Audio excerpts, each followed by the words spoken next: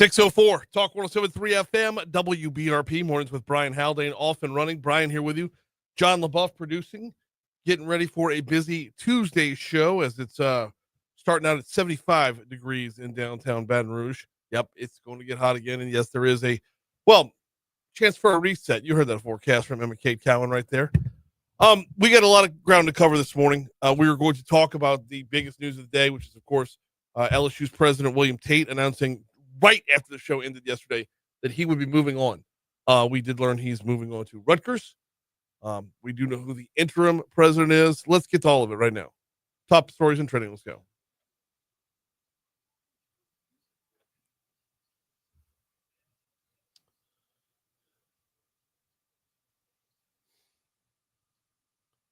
Number 5.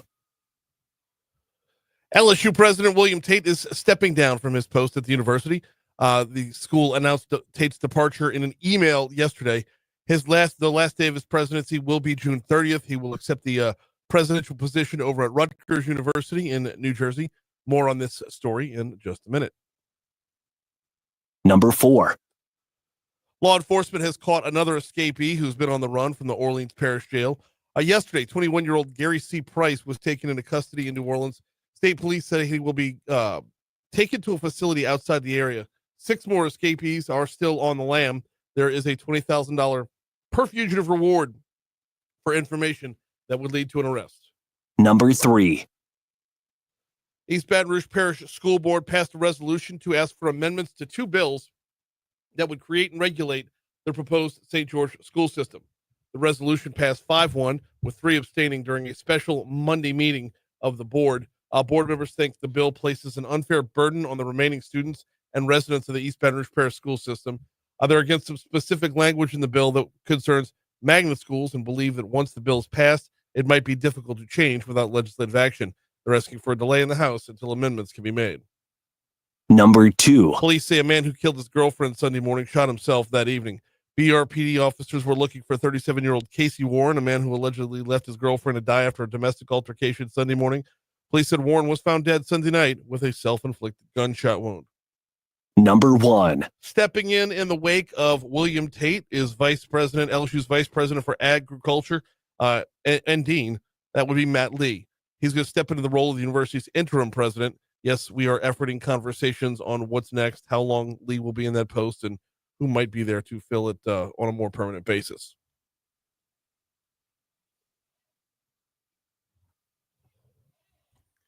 What's trending, John? Well, you had it in top stories, and William Tate's departure is trending as well. It's kind of a big deal.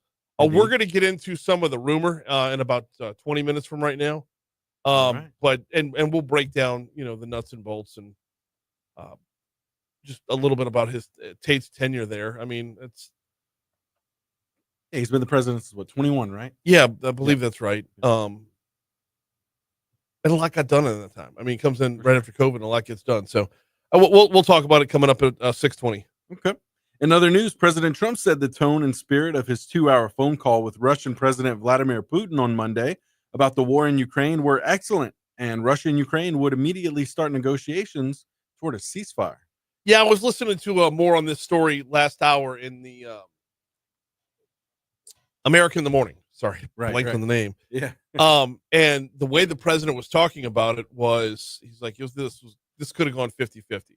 Yeah. Putin could have been like, yeah, I'm here to talk, or yeah, I want all of it. I don't care. I'm just going to take the whole dadgum country. So, seeing that level of positivity gives me a little bit of hope. Oh, absolutely. Absolutely. Yeah, this is good stuff. Good stuff. Hey, is Nick Saban the hero we deserve to fix college sports, Brian? Is he? Is he? So this commission or whatever that President Trump has called for? Yes. Let me see. I know I've got. Here we go.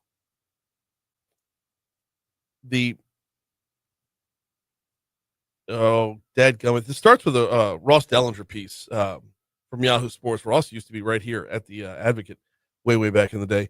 If one thing has become clear during Donald Trump's second term in office, it's that his influence and interest in domestic and global affairs has no limits. Trump and his administration have turned their attention to another area that many people were not expecting: college sports. According to Ross Dellinger of Yahoo Sports, the Trump administration is planning to launch a commission specifically designed to solve major problems in college sports. Dellinger wrote, the group is expected to feature other college sports stakeholders, prominent business.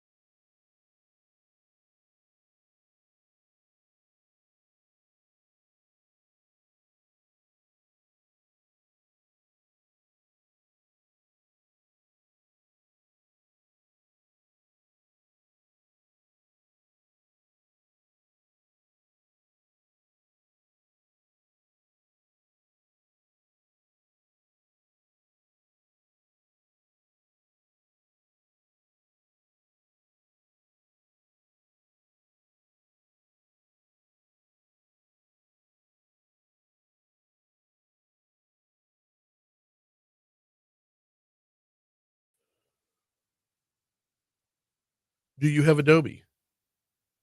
Or did everything go black?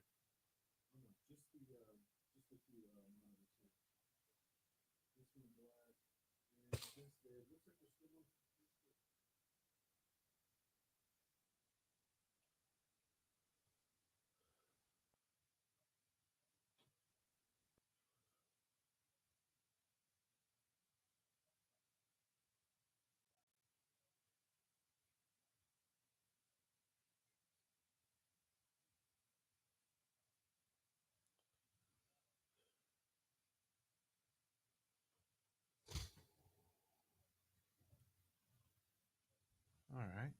Let's see. Let's test this out.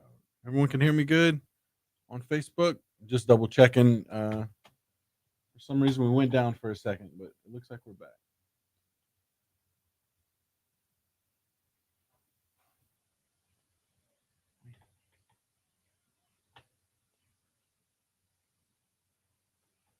There we go. Okay. Okay. Yeah, we're still. All right. Yeah, that was strange. All right, cool. Thanks, Renee. Thanks, Byron. Just double checking.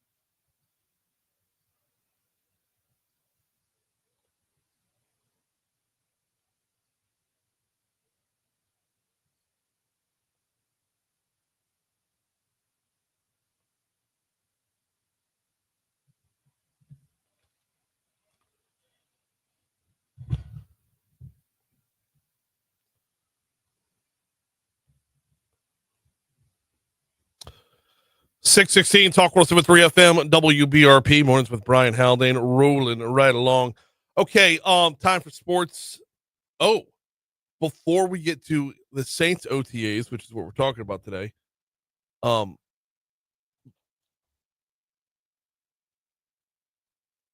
before we get to that, it looks like there will be a vote tomorrow on the tush push. The ever controversial tush push for the second time in 2 months is in danger.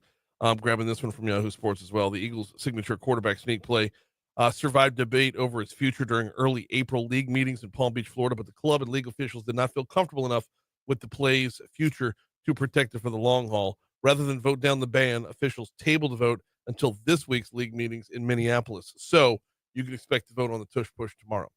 Could you head cut 19 to the next here too? The battle to be the Saints starting quarterback this season begins today. The Saints are going to be on the practice fields for OTAs starting today.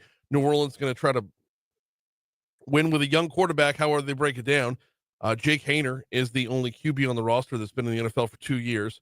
Spencer Rattler added to the roster last year, and Tyler Shuck in this year's draft. First-year Saints head coach Kellen Moore says he was in Dallas when Dak Prescott led the Cowboys to 13 wins and an NFC East title. Cut 16. He was fourth-round pick and hopped in there and played great. And certainly there's a lot of different quarterbacks through the history of this game that have done it in similar fashions. And so we feel like we've got some young guys who are ready to roll. Yes, it has happened. It has happened more than a handful of times. It's not the norm, though. Haener is entering his third season. Spencer Rattler is second, like I said. And Tyler Shuck, of course, just picked up in this year's draft. Hunter Deckers is another rookie on the roster, undrafted free agent. Moore is eager to see all these guys perform during OTAs, even if it's just on 7-on-7 practice sessions. We'll give those guys a bunch of opportunities. They'll be exciting to see them get out there, learn, grow, make good plays, miss a few. And, that's all about this whole process is about. Now, with Tyler Shuck being the only one drafted by Kellen Moore and this current staff, it's easy to say, and also going the highest in the draft between the four, it's easy to say he's the front runner. But Moore does say he wants to give Spencer Rattler a look in his new offense. I like that, we implement some tempo, some RPOs. You've seen what he's done with all these quarterbacks and skill positions. So, definitely enjoyed watching his offenses from afar the last few years, and I'm excited to be in it now. Sorry, that was Spencer Rattler getting a look inside the new offense. Rattler also goes on to say that he's not putting too much pressure on himself going in. Pretty cool-headed about the whole thing. Now, General Manager Mickey Loomis spoke with the media yesterday. One of the takeaways, because every time Mickey Loomis talks, he says nothing. One of the takeaways was the Saints are not going to be playing in prime time. Loomis says he understands why. Look, we're used to playing in prime time, right, over the years, and but we had 5 wins last year, so we can't really complain about it. We got to go out and perform and earn those opportunities. No primetime games at all. All the games, however, will be right down the hall on our sister station, Eagle 98.1, to be sure.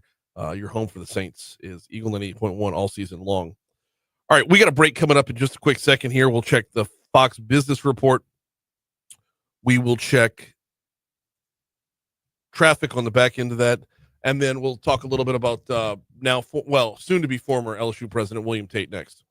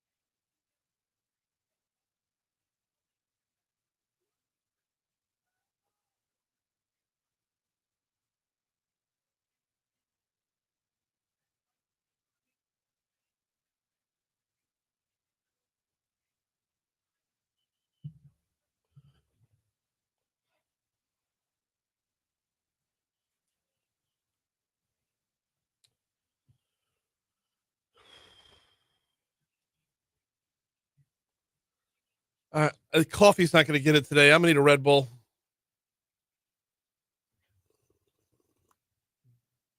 It's that rough. Huh?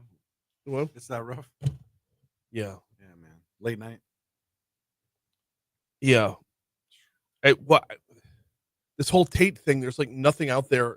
The audio I've got is just, it's Piper Hutchinson from the Illuminator, and I had to get that from Louisiana Radio Network. WBRZ ran with a montage of shit that he said in the past. Yeah. Man.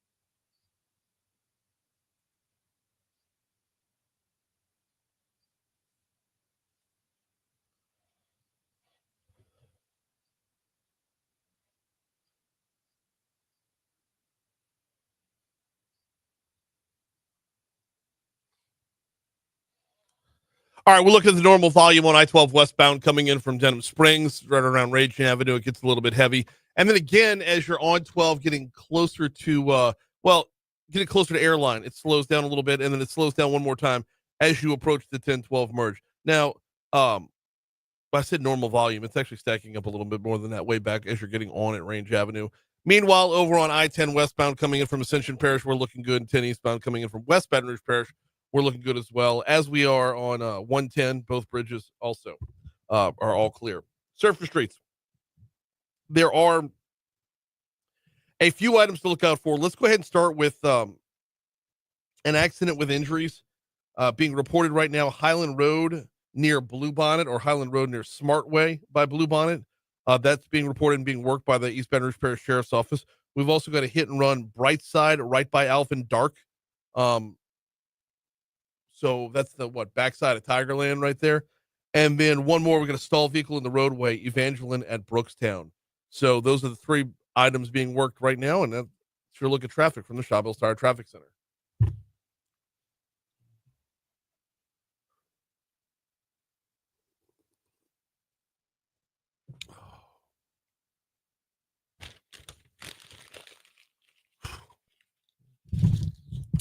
John, I'm on my second cup of coffee, and I'm not getting anywhere, man. We got to break through this morning. I don't know what I don't know what I got to do to break through this morning. Normally, I'll like by this time, once I'm done with top stories and trending, I can hit my stride a little bit and stay there until I, do the nonstop yawning at 8:30, just in time for Congressman Troy Carter. Oh, by the way, I never did give the rundown today, did I? We've got Jeff Crouere, host of Ringside Politics. He'll join us in the next segment, provided, of course, that he isn't out hunting for fugitives. We're going to talk about the jailbreak. Obviously, that's going to be the big topic with Jeff at 6:35. In the 7 o'clock hour, let's get caught up on Ascension Parish with Donnie Miller from the Ascension Parish Chamber. Let's talk early childhood education with Chris Meyer from the Baton Rouge Area Foundation. In the 8 o'clock hour, we take a small business perspective on the legislative session. Leah Long from NFIB, the National Federation for Independent Business, is going to be on the hotline at 8:15. And then we'll wrap up our guest list at 8:35 with DC Current, presented by the Louisiana Association of Business and Industry. We got Congressman Troy Carter joining us. We're going to talk about Medicaid cuts. Man, we're in a weird spot in Louisiana. Where we want smaller government. We want to shrink the size of government overall. But here in Louisiana, we have a lot of people that depend on the government. And Medicaid's a big part of that. We're going to talk about it with Congressman Carter coming up at 8:35. Right now, though, it was announced yesterday, LSU President William Tate will finish out the month and then move on. He's taking a job at Rutgers. Like I said, LSU announced Tate's departure in an email yesterday, and I caught wind of it maybe an hour beforehand, if that. His last day of his presidency is going to be June 30th, and he is moving to Rutgers.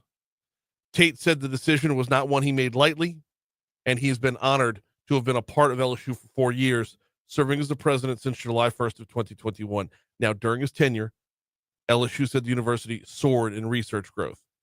In the 2023 to 2024 academic year, LSU, Baton Rouge, Shreveport, and New Orleans campuses achieved a record-breaking $543 million in combined research activity, which is awesome.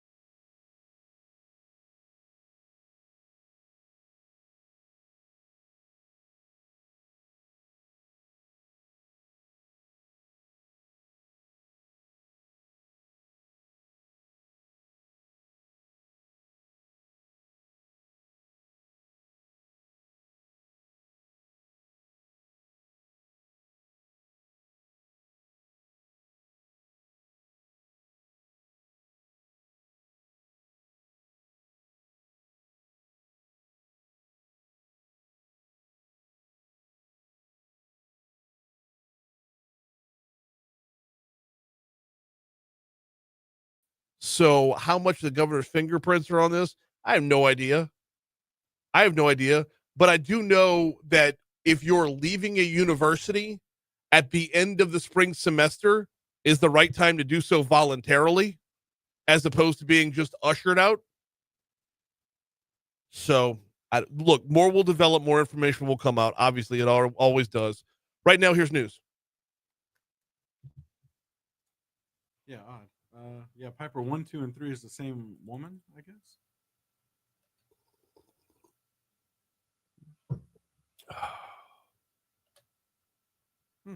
Increasing.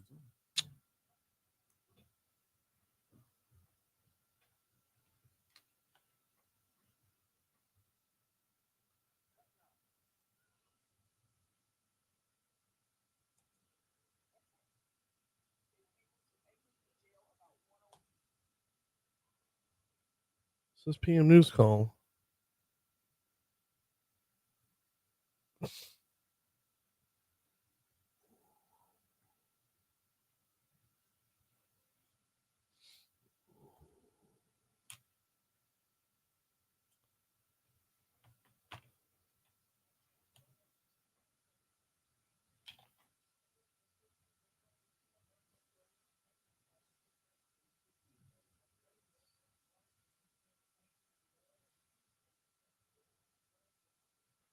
Home and not one good restaurant. Long, old inside joke.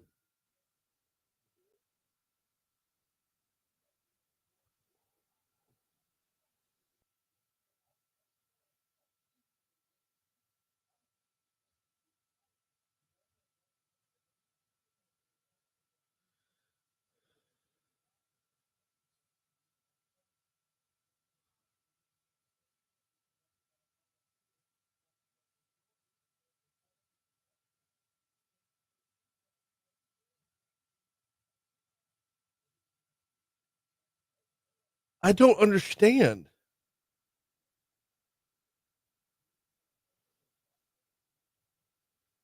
Cut 10.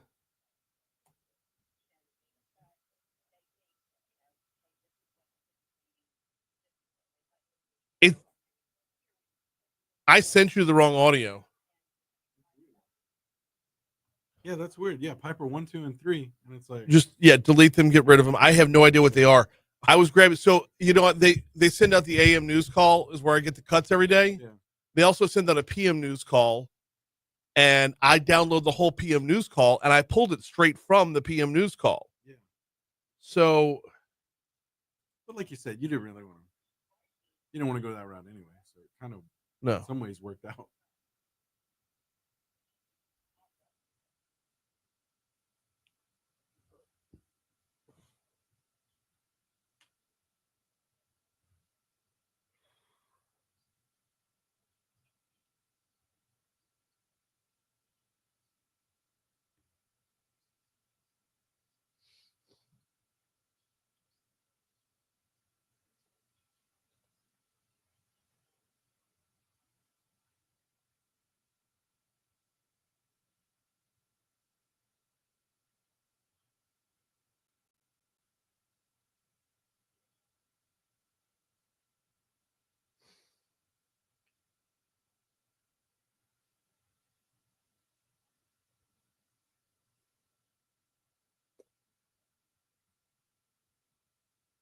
We did not get Kelsey Grammer. Boo. I know. No, man. That would have been good though. I know. All good.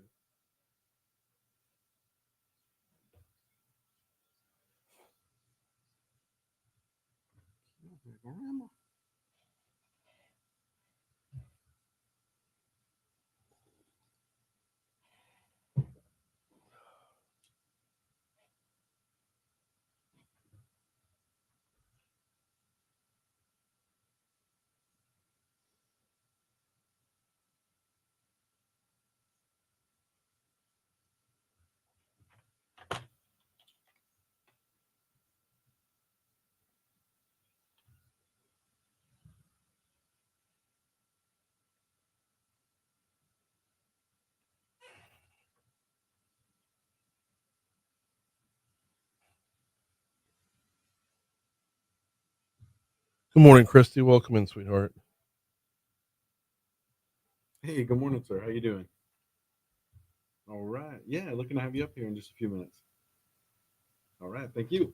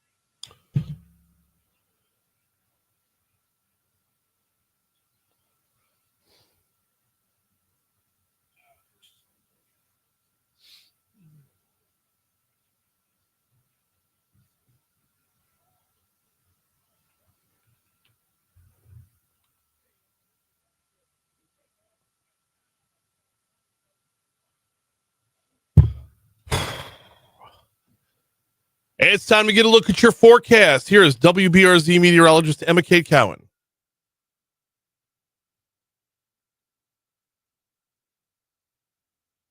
On TikTok, she goes by EKC.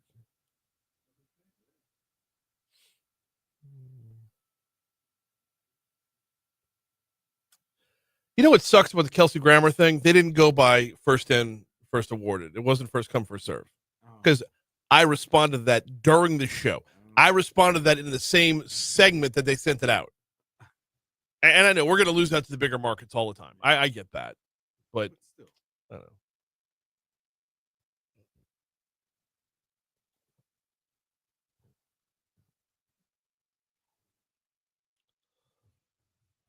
know.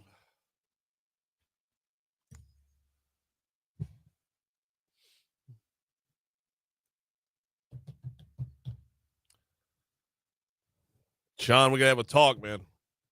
You gotta know where this bumper music is going. Sorry. I mean, we're about to have Jeff Crouere on. He's down in New Orleans, and there's no way we shouldn't start this segment with OPP. I mean, let's bring him on right now. Jeff, how are you, brother? I'm good. Good morning, Brian. I'm doing well. You down with OPP? I mean, that's all the talk right now, man. Well, it's a nationwide. Well, actually, it's an international story. I mean, New Orleans is an international city, and when something happens here, it makes international news. The terror attack a few months ago. Yep. And now this. I mean, it's interesting. You know, WGSO is in the CBD of New Orleans, so we're like right in between the terror attack and the prison. So I mean, it's like in the midst of chaos, Brian. Well, yeah, right between the terror attack and the prison, and not far from the terror attack is Lamont Leon, where one of the inmates was caught already. So right. Let's dig into the controversy surrounding this. Walk us through the press conference. It looked so angry that it felt staged. It looked. Can you sniff out fake anger? And was this fake anger? Well, I know a little bit about her, Susan Hudson. I interviewed her when she was police monitor. And I always thought that she was very, very left wing. And, you know, we did it at a time during the Obama administration when she was, you know, talking about, you know, racism in Ferguson and you know, casting blame on the police and, you know, not really focusing, I think, on the people that were committing crimes there. And then she, you know, gets into this role of police monitor, continues on, and she parlays that into a campaign for sheriff and gets elected as the most progressive candidate, beating, you know, the incumbent Marlon Gusman, who I think was doing a decent job. And then she gets in there, and, you know, it's been one disaster after another, and she tries to raise the millage, and she loses like 93 to 7%. She wants to renew the millage, and it wins by 2 votes. And there are questions about that election. Yeah.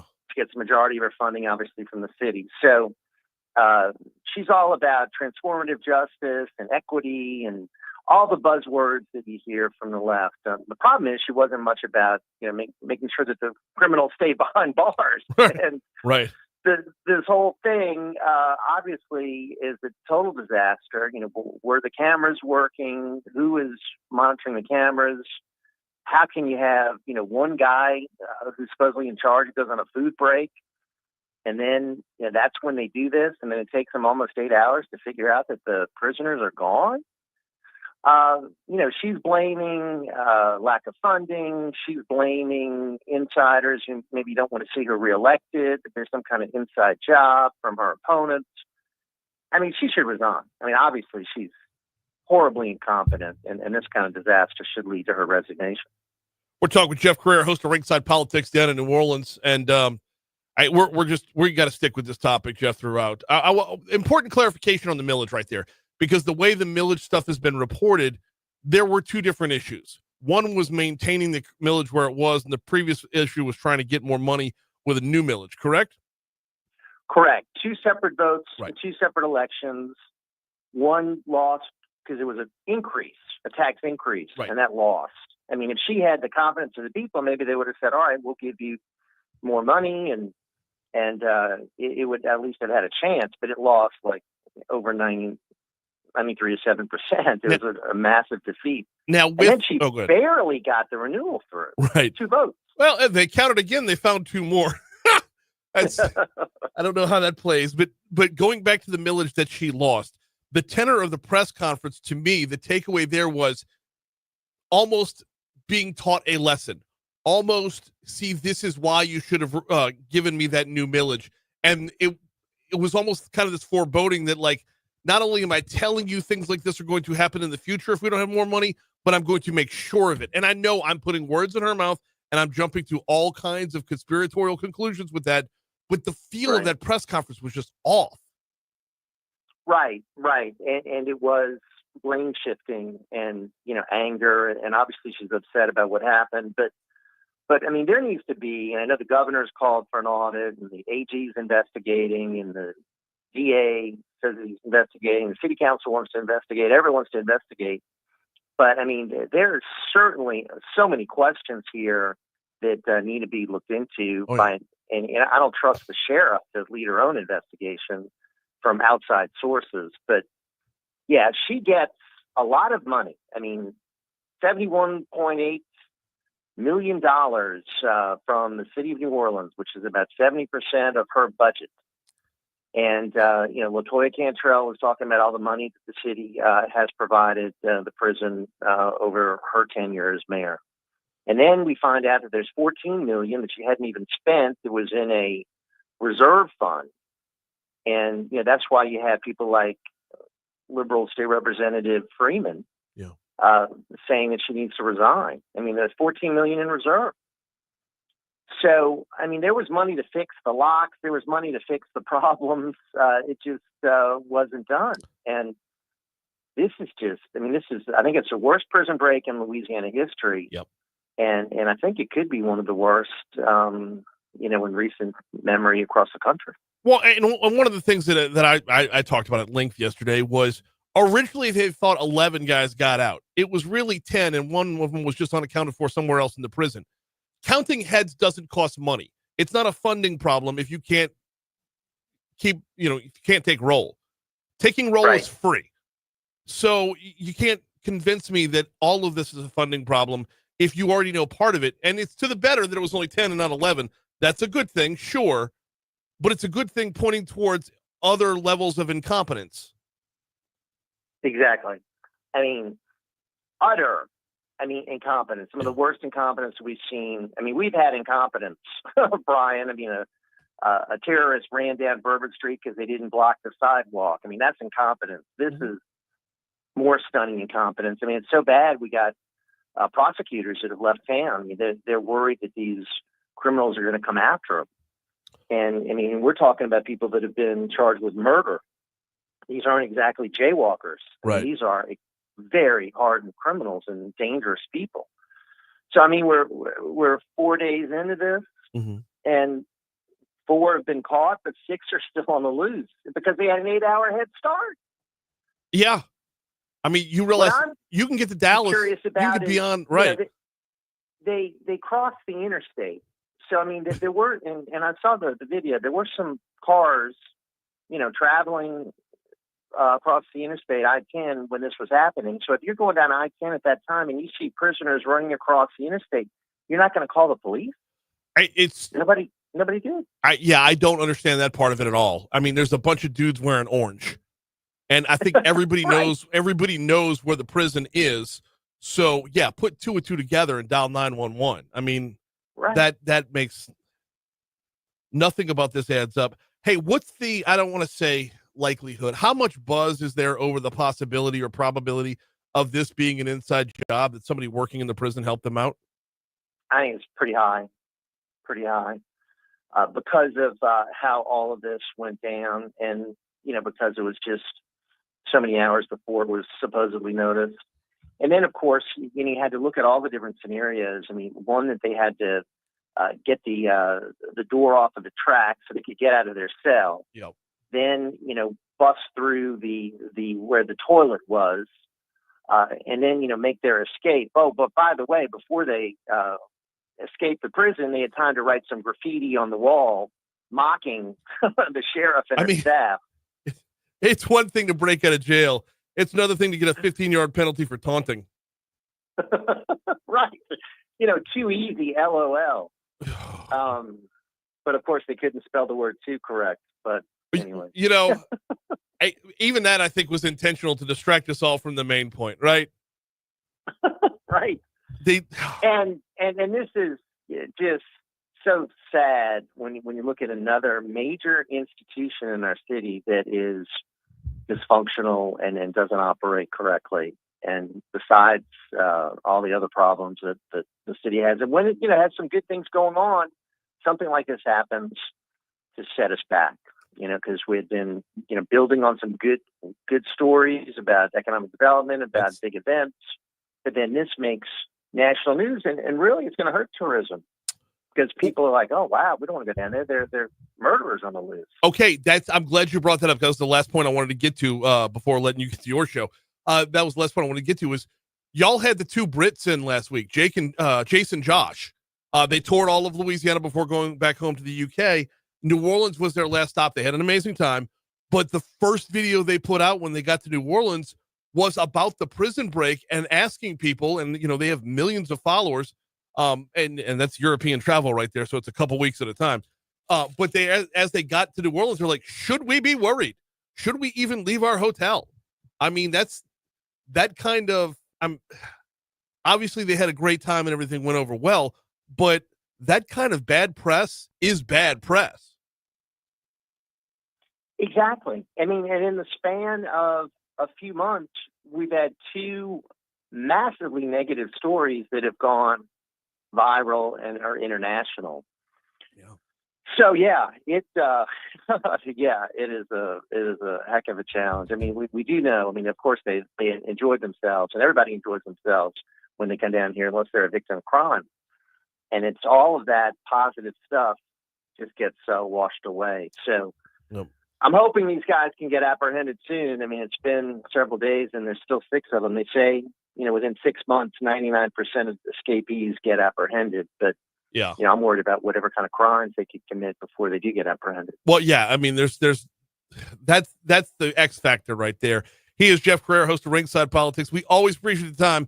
I'll text you to see about next week, because we got a holiday. So we'll talk to you soon.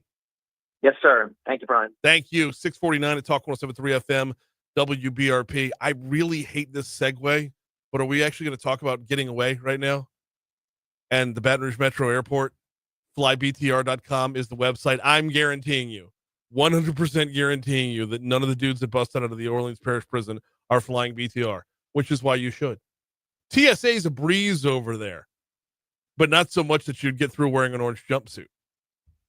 FlyBTR.com, daily flight to Washington, D.C., flies right into Reagan National, comes back home the same night. That's just one of the many, many benefits, one of the many options over at FlyBTR.com. Here comes your money now.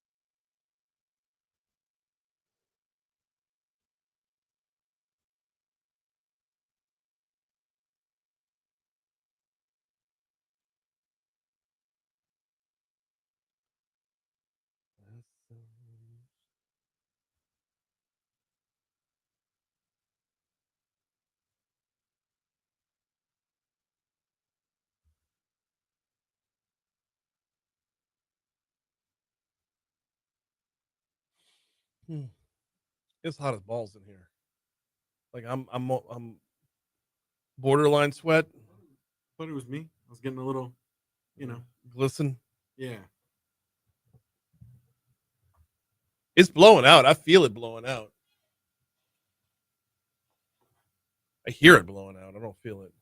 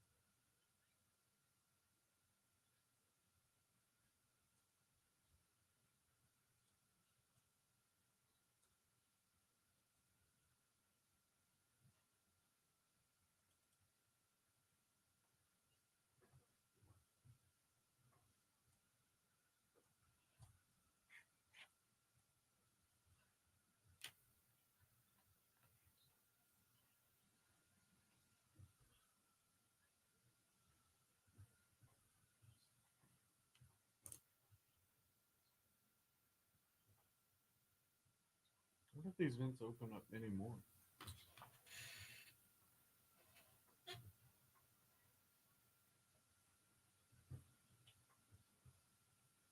I wonder if it's blowing out cool air because it doesn't feel like cool air.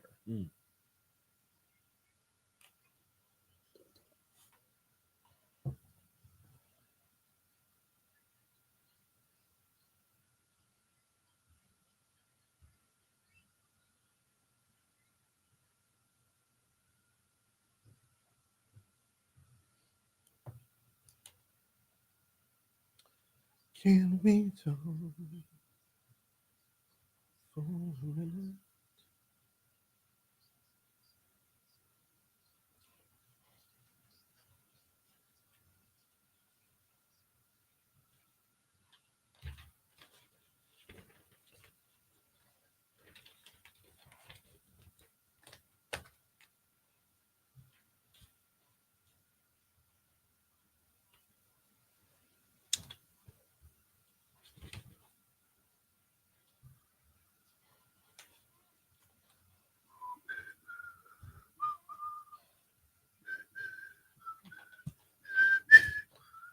Why is Tevin Campbell in my head?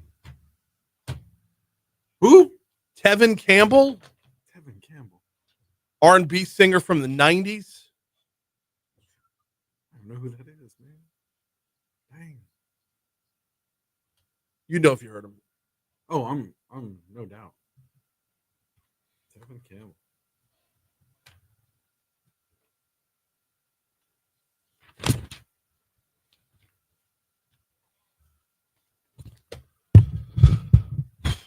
.655 Talk 107.3 FM WBRP mornings with Brian Haldane rolling right along. Hey John, I was talking earlier about the coffee's not working. Yeah. I think it's about time to go see my buddy Mitch over at the Baton Rouge Mattress Outlet. Hey. You know what? Now that I say that out loud, it actually is the perfect time because he's got his Memorial Day sale going on. Oh, nice. Yep. He does the whole, you know how they do. Yeah. He does the whole 24 months, no interest financing. Get a king for the price of a queen. I have a queen bed though. Yeah. So I don't need the king for the price of a queen. But for those who have a king, that's the way to roll. Oh, heck yeah. Yeah. Take So a note right now. I'm gonna go see him. The Jefferson Highway. He's got the location over there, way out there in Hoosier too. Yeah. So if you're down that way, that's the way to roll. But I'm gonna go to the Jefferson Highway location. He's no longer on Florida Boulevard. He's over there right across from Town Center, right next door to Goodwood Hardware. Yeah. Where he's at. So Okay. Yep. Awesome. It's about Good that. stuff. I'm pretty well convinced that I'm not sleeping well because the mattress. It just the difference makes all that. And it's one of those ones where every night it's like a night by night thing. Like eventually it's like, okay, this is so far out of whack that it can't go in reverse. Okay, So you know what I'm saying? Yeah, But you don't notice it because it happens so slowly over time. that's right.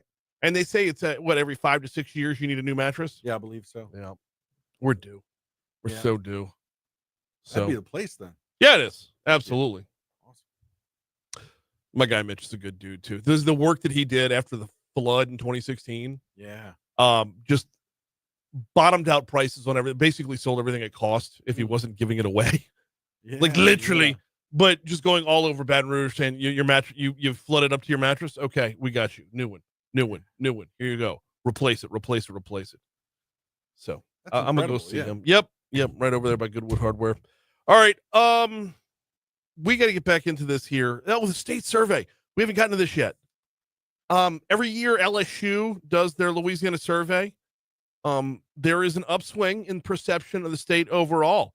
The Riley Center for Media and Public Affairs at the LSU Manship School of Mass Communication yesterday released the annual Louisiana survey, which shows trending improvement in Louisiana residents' mood about the direction of the state, among other findings. The 2025 survey included 2 distinct efforts, telephone interviews, and a parallel survey administered online. Dr. Michael Henderson heads up the survey. We need to get him on before the week is over, hopefully. He's the survey director of LSU's annual Louisiana survey. He says the percentage of residents in Louisiana who feel that, let's start with this, that state taxes are too high. That number is actually going up. People tend to say taxes are too high. They say the income tax is too high. They especially say sales taxes in Louisiana are too high. We've actually seen those numbers increase in terms of the share of people that are saying they're too high, especially on the sales tax. But even with the sales tax going up, knocking the state income tax down from 4.5% to 3%, with the promise that we're going to see it drop even further once everything else gets stabilized, that is actually changing mood. And Dr. Henderson says that with that finding, the whole tax reform package, that whole special session last year, I mean, it had some impact. People seem a little bit more confused when you ask them about those levels of specifics. So I do suspect a lot of this is that it's just in people's minds because they've been hearing so much about it. Which plays. I mean, that absolutely plays in that. I hate to go back to the Constitutional Amendment 2 conversation, but when we get overwhelmed with information and we get paralysis by analysis, I mean, what are you left with? Personally, I'd like just going to my own checkbook or online statement. I don't think I've balanced my checkbook in years. The online statement makes that too easy. But go back to my tax return. What did I pay? What about essential services that those tax dollars fund? Dr. Henderson says there's certain things that people would be willing to pay higher taxes for. Specifically on the subject of transportation infrastructure, not only did they want more spending, but they were willing to pay higher taxes for it. And we also saw the same for teacher pay raises. We'll get Dr. Henderson on sooner rather than later. Hour 2 is next.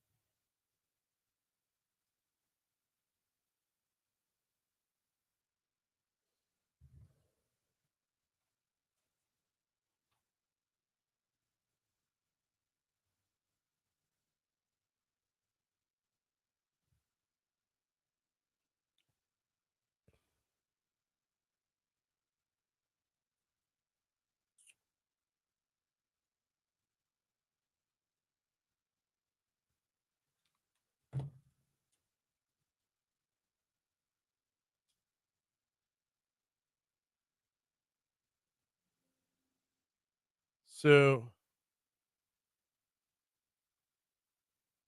I don't have internet right now.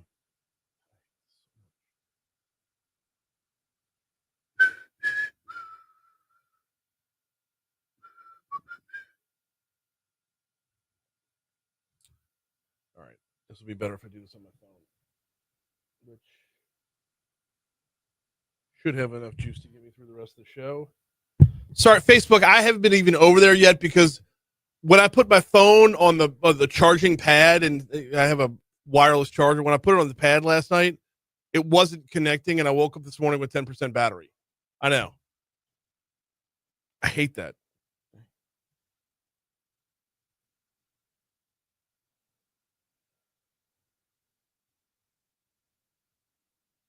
Well, I guess just to bring you up to speed then, New Orleans leadership is incompetent. Every time something like this happens, we get a peek behind the curtain and the leadership fails every time. That's something Galen said. Yeah. And then Byron says sometimes NOLA government feels like a real life Parks and Recreation show. That it does. Let's see. But with staff completely the opposite of Ron Swanson. Yeah.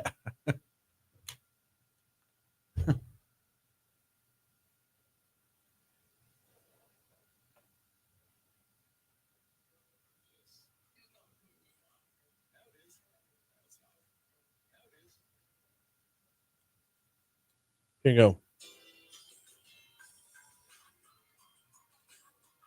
This, by the way, this is on the cookout playlist. Love it. I don't know why it's in my head. When was the last time I even heard this song? Yeah, it's like that sometimes, you know. Last night I saw you standing.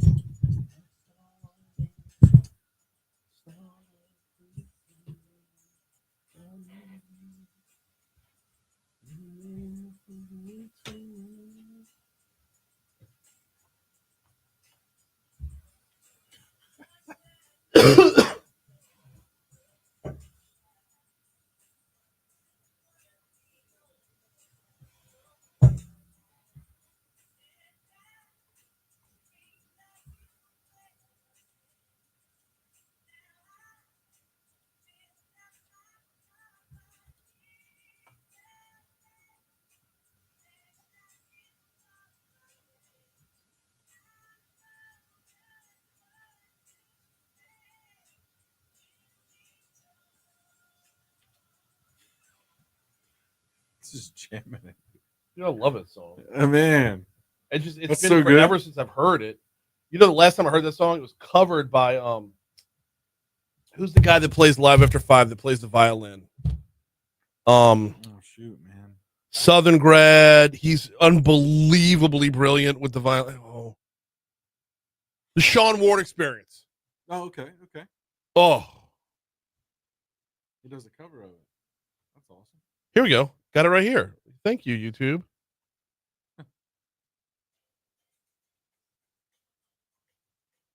Hip hopped up a little bit, huh?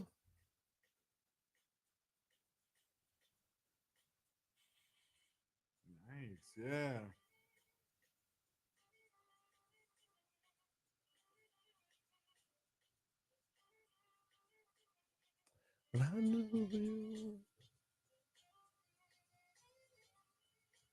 Yeah, he's good too. He's so good.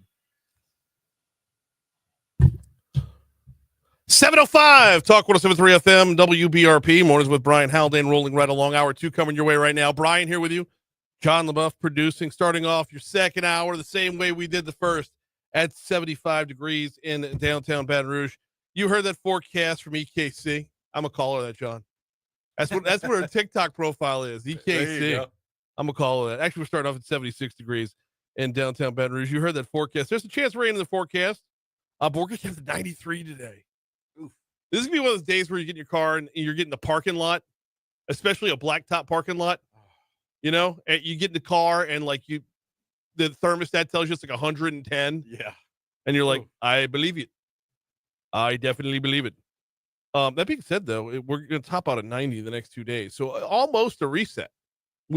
Almost might. I mean, I'm looking forward to Wednesday night into Thursday morning when you're going to open that door before the sun comes up. When you open that door, yeah, and it's still nice and cool. That one more, because this summer's going to be brutal. All right, a lot of ground to cover here. We got Donnie Miller from the Ascension Chamber coming up on our next segment. Oh, a lot to talk about there. They've got a luncheon. I'm actually going to be at this later on today. They've got a luncheon coming up today that we need to talk about. It's about carbon sequestration, and any chance we get to learn more about the science behind it. We know the business end, and we know that Louisiana wants to get rid of billions of dollars because of, well, there's certain things we agree on and certain things we don't, right? Completely agree on the eminent domain front. But I want to know more about the science before I poo-poo the rest of everything. So looking forward to talking about that. Ascension Day at the Capitol's coming up tomorrow. They got a women in business event coming up. So we got a lot to talk about with Donnie Miller from the Ascension Parish Chamber. That's coming up 8 minutes from right now. Also this hour, early childhood education. We see results. Let's fund it more. Chris Meyer from the Baton Rouge Area Foundation going to join us at 7:35 with that conversation. But right now, top stories and trending. Let's go.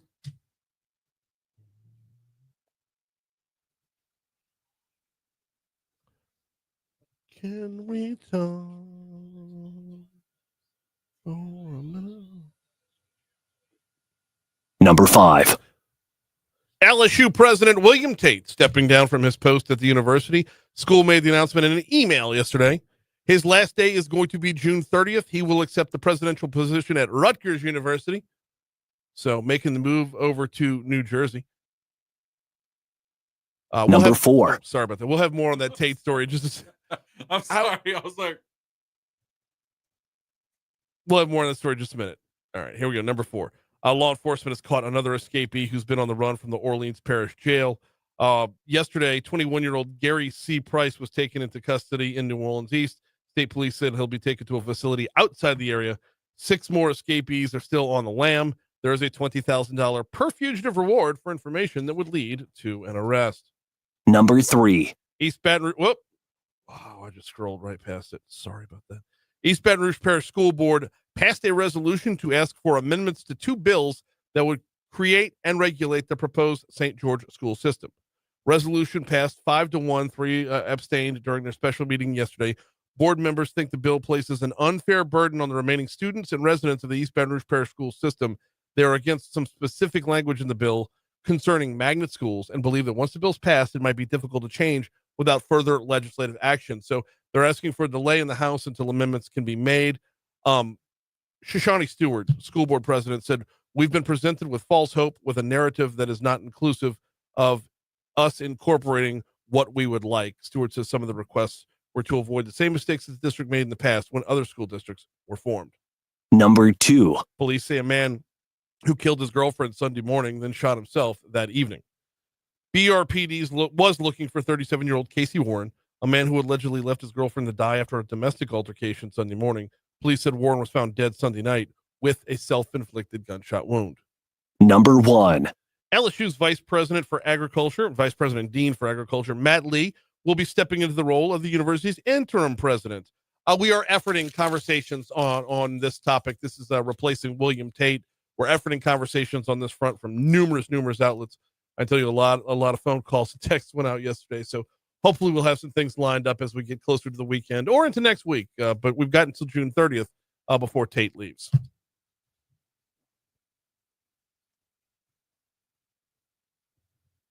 well, speaking of Tate, his departure is trending as well. It's all the rumor and innuendo behind it. Like, why is Tate leaving? Well, because he wanted to go somewhere else. That's the long and the short of it that I could see. Yeah. I mean, I had a few people say, oh, this is the governor's pushing him out and everything. But the timing of it doesn't play to that. The timing of it, like, if you are voluntarily leaving a post, like president of a university to go to another university, the best time of year to do that is at the end of the academic school year. And that's what spring graduation is. And that's what just happened last weekend. Right. You can close the book on your own terms where you were, and you have the whole summer to go where you are. And he'll spend June closing the books and then roll over to another, end of June, beginning of July. If you're splitting the year down the middle, because that's what an academic school year does, then that's exactly what you're doing. So Man, I know, like, politically, I don't think they're aligned, but I don't know that we need to buy in that he was being shoved out. Wait, hey, look, I could be totally wrong too. I could be totally wrong, but I mean, normally if someone's shoved out, they're not done so at their convenience. You know? Right. Yeah, you would think, right? Oh man. In other news, President Trump said that the tone and spirit of his 2-hour phone call with Russian President Vladimir Putin on Monday about the war in Ukraine were excellent, and Russia and Ukraine would immediately start negotiation toward a ceasefire. So, I always wonder about the tone of a phone call between world leaders. right. Is it you with and one of them's in the middle of a war? Oh, by the way, Yeah. you know you're not. Got 2 hours just to chit chat. Look, guys. Yeah, it's. Do they have nicknames for each other? Right. I mean, Donald Trump's got a nickname for everybody. You know, it's Like, hey, just Pootie? you know, Pootie, Pootie. Pootie. Let's I you're doing too much, Pootie. V-Man, Yeah. Vlad. Yeah. Well, Vlad sounds like Dracula. Vlad the Impaler. You can't, you don't want to call him that. I don't know. But you're right. Yeah. you can't exactly be jovial in the middle of a war, is what I'm saying. No. What else is going on? Unless they are, and that'll change everything. Is Nick Saban the hero we deserve to fix college sports? Bro? Yes. Yes, he is. So this is sticking with President Trump putting together this commission. Yep. Because things are moving too far too fast. And they are. Yes, NIL is out of hand and it's unsustainable. Basically, it's going to be whoever has the deepest pockets will be the last man standing. For sure. For sure. You're looking at the possibility of having like 4 or 5 universities nationwide who have deep enough pockets to just buy everything. And oh, by the way, we're not one of them. That's an important point to remember. Yeah. Like, I would be all in favor of this. Throw every dollar you can at every athlete you can if we had the deepest pockets. Right. But Gordon can only put up so many billboards with athletes on them. There's only so many dollars going around from where we have a dozen millionaires, others have dozens of billionaires.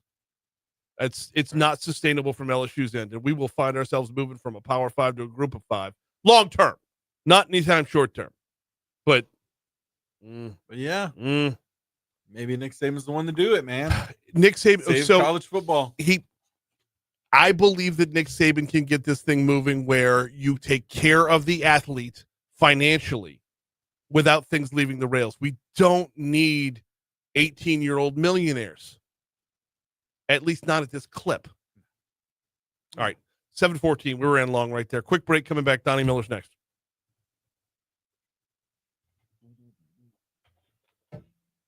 All right. Thank you for holding, sir. Sorry about that. Is this Mr. Donnie? All right. Yeah, sorry to keep you waiting. Yeah, we'll have you up here in about a minute or two. Can we talk? No, I appreciate. No, you're good. You're good.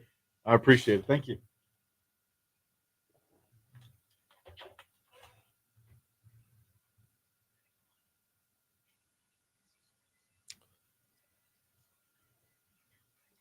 How long's this break? About 2 minutes. I'll be back.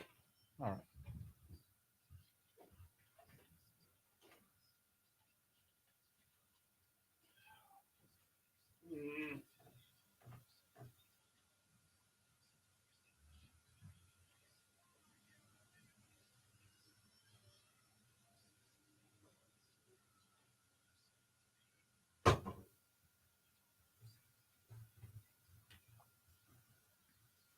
Let's see.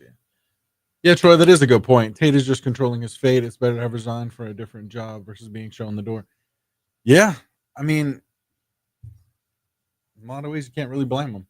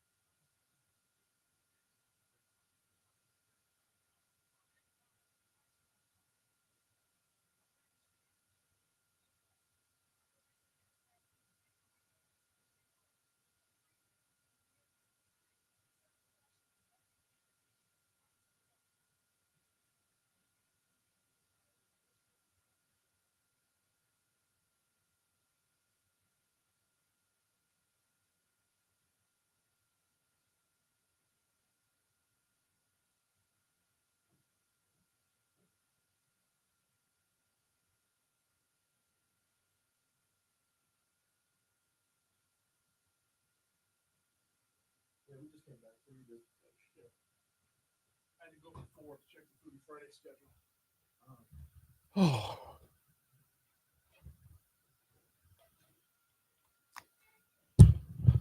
$7:17, Talk 107.3 FM, WBRP, mornings with Brian Haldane, rolling right along. Time to check in out in Ascension Parish. For that, we hit up Donnie Miller with the Ascension Chamber. How are you, man? Hey, Brian. Man, I'm really excited to be back with you. Thanks for having me back on. Absolutely. Love having you on every chance we get. All right, what are we having for lunch today? Well, it's a chamber event, so I would assume chamber chicken, but no, that's not the case today. We're over at Snow's, so it's going to be a fantastic meal. And better than the meal is going to be the program that goes, well, it's not the Knox Nose, but the program that goes along with it. Tell us all about this, what we're going to hear about carbon sequestration and how it impacts Ascension Parish. Yeah, it's been quite the conversation, right? Over not just this session, not just this year, the past couple of years. It's one of those topics that I find is fairly confusing for folks. And I'm not sure if it's just big words or if it's just the information that's being put out there, because there's a lot of content that's being pushed out, and finding those trusted sources sometimes can be difficult. So the purpose of today is putting a group together to bring about not only educated folks on the topic, but to maybe debunk a few things that are out there. So we've got a cast of characters. I've got Dr. Greg Upton from LSU coming, Dr. Mark Zappi from UL, he's going to be there, Mr. Michael Smith from ExxonMobil Pipeline Company, and then James LeBlanc, Ascension Parish Government, who's just got a track record for decades. And all four of these folks are going to be able to speak very detail-oriented about this topic. So I'm looking forward to it. Did I hear you mention that you're making it today? Oh, yeah, I'm going to be there for sure. Good. Well, bring your questions. There's going to be an opportunity for participation from the group. We've had some questions that have already been submitted. But we're going to cover things really from the very beginning. What is carbon sequestration? What is CCS? What does it look like for Louisiana? And then talking about the safety concern. That's the number one issue that comes up from the public, is trying to understand, is this positive for the community? Are there potential leaks? And, we really want to bring a group of experts to be able to speak to all that. Okay, so the safety concerns, and my questions aren't going to be about that. My questions are going to be more about the people who have a problem with carbon sequestration. One of their areas of concern is eminent domain. And our government made a lot of mistakes when oil and gas was all the rage, when we built out that infrastructure there, and then, all the rich jobs packed up and moved. But when it comes to eminent domain, how far, and I don't know that this panel or any panel can really answer this the whole way, but how far are we going on this front? You're right. I don't know if this is the panel that's going to be able to answer that question, but I think it's something we need to ask. My gut is telling me that Ascension Parish government's going to be able to lean in and speak to that. The conversations they've had, and again, that's Chief LeBlanc that's going to be able to speak to that. Yeah. But I encourage bringing that question forward, and then let's have some follow-up dialogue. And to be honest, Brian, it may be good to have one of these four folks on after this panel, just to go a little deeper into some of the questions that were talked about today. I don't need to stop at one. We can have all four of them. You know that. It's an open door around here. And the more we can talk about it, the more educated we could be about it, the easier it is for everyone to converse on this topic. Like, I understand it when it's explained to me, the science, but what I can't do is re-explain it to somebody else. And I think a lot of folks are in that boat right now where it's like, okay, I get it and I'm cool with it, but I can't tell you why it's okay. Yeah, I feel like we went through that same conversation 10 years ago when we were talking about ITEP, right? It was a new concept for a lot of the public. And, although this is fairly new over the past couple of years to talk about within our own communities, it's not new technology. And I understand the concerns, but, for us, we want to bring forward economists, scientists, industry professionals that are living and breathing this every day, versus a lot of these activists that are coming to the table with heart, but sometimes missing a lot of the information. Absolutely. We got Donnie Miller from the Ascension Parish Chamber on with us. This event, is it sold out?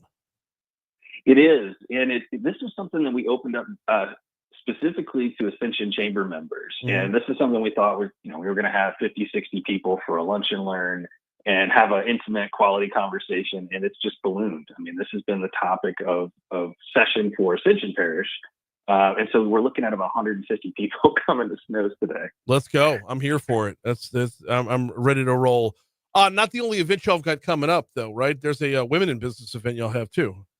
Well, so the good news is we just had it last week, and I wanted to touch on it to talk about some of the success. Okay. We had 500 women show up to the Pace Center in Ascension Parish. And just to give you some context, every year that we've held this event, it has gotten bigger and bigger and bigger. And so we were, to the walls, to the rafters, packed into this place. But just a dynamite event, a tremendous panel of speakers. And, one of the coolest things, and I'm 4 months into this gig, Brian. One thing I didn't realize is what the attire was going to be for this event.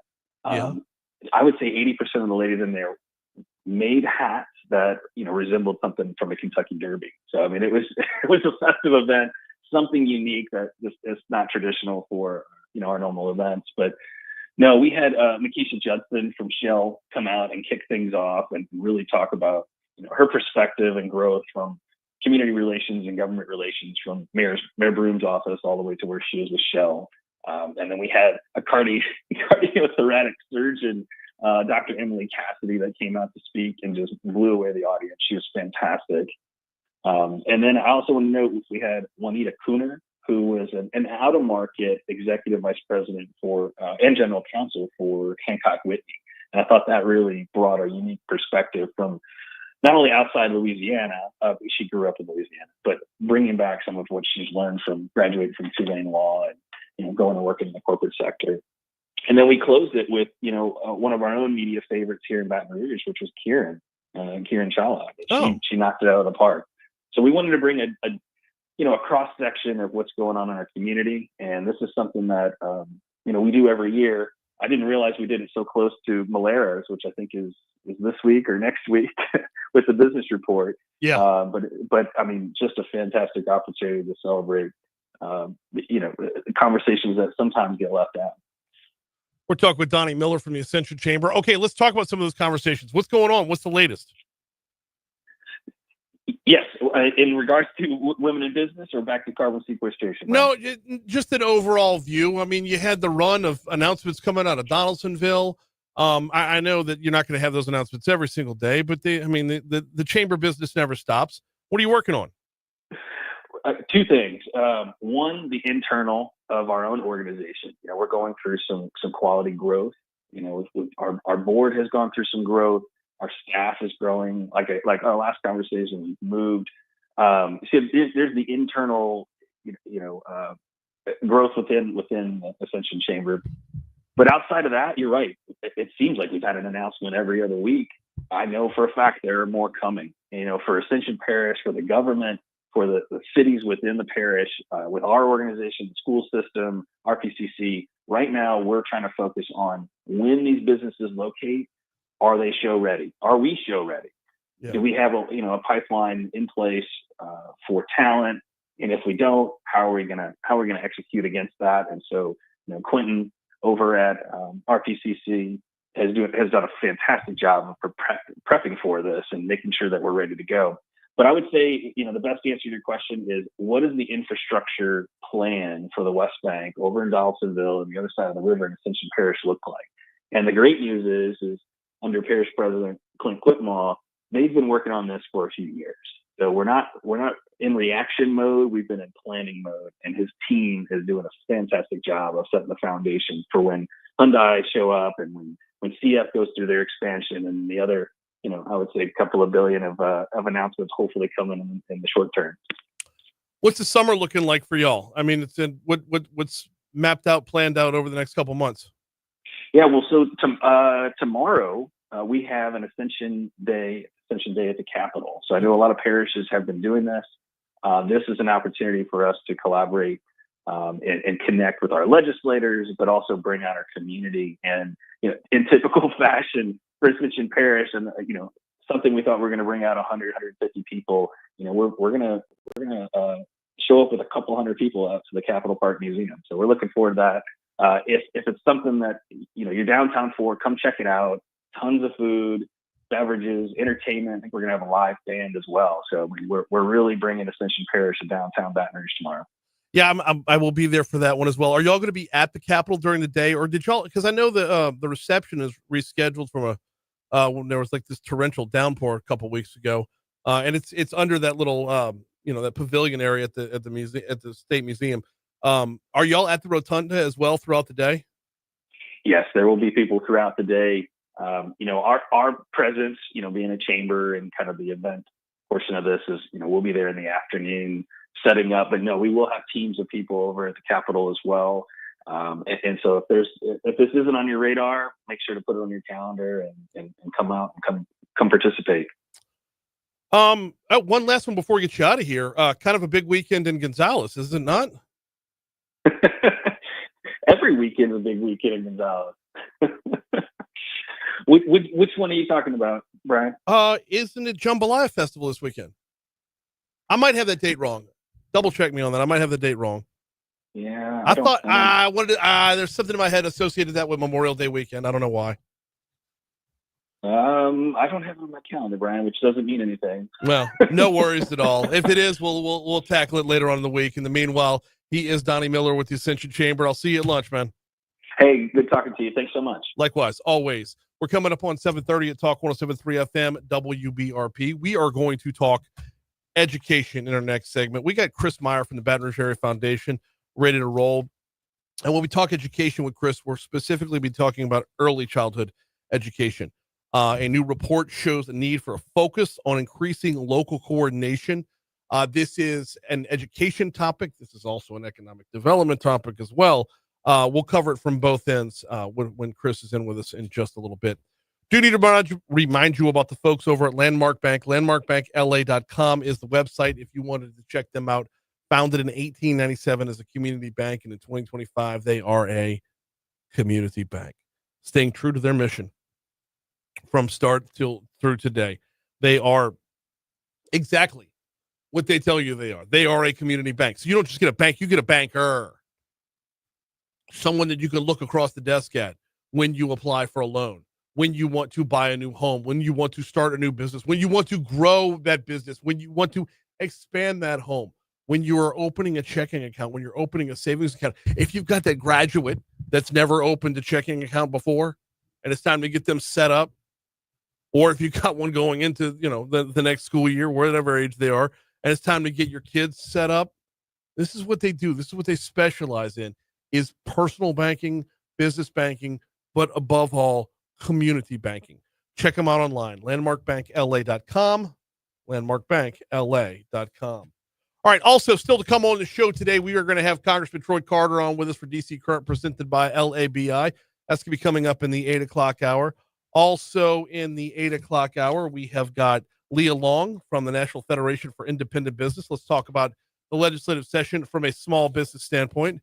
And of course, we'll start off our next hour with This Day in History, which is brought to you every single day by the folks over at 5 Star Printing and Signs. Get a hold of them at 271-4096, 271-4096, or printshop5.com. My guy Danny and his team ready to take care of you. Printshop5.com. Check out some of the merch.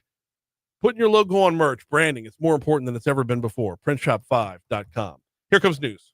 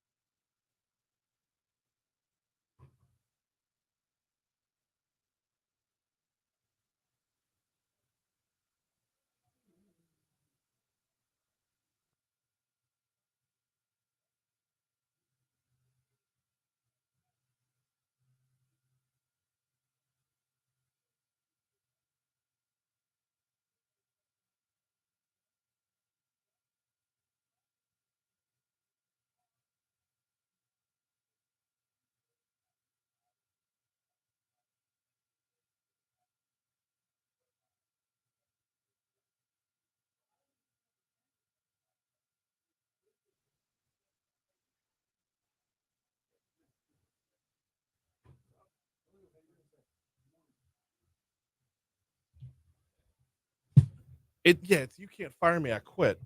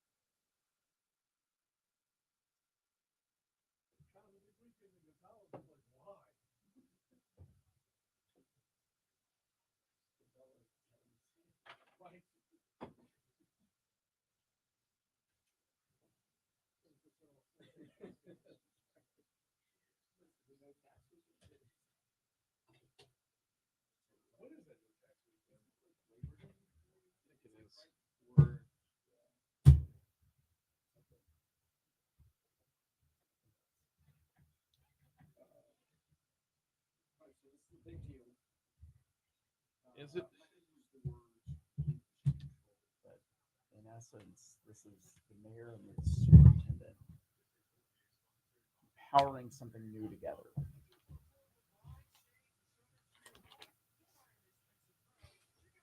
This is rare. You see people give up power and control Yes. over the entities they run, like Head Start and the Ready Start Network.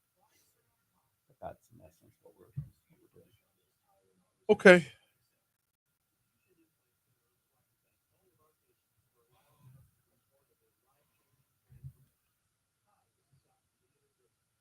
Well, you have to look in the mirror and ask yourself, is it working the way we've been doing it? Okay, so why would you want to maintain control over something that clearly doesn't work? Totally. Unfortunately, fresh eyes and new leaders, plus a lot of hard data. But we got to do something differently. So this is a good thing. It's sort of like the story when they voted unanimously to start closing schools. Yeah. I had Patrick Martin on about that. He was shocked. I was like, how much pushback? He's like, none.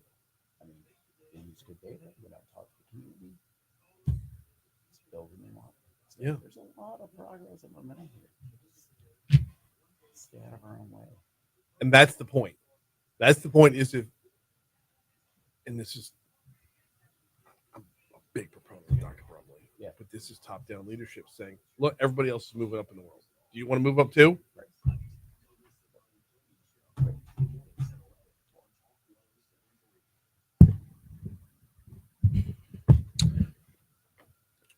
All right. Will we actually see any relief in the heat? Here's your forecast from Emma Cade Cowan. With who? Oh. Okay.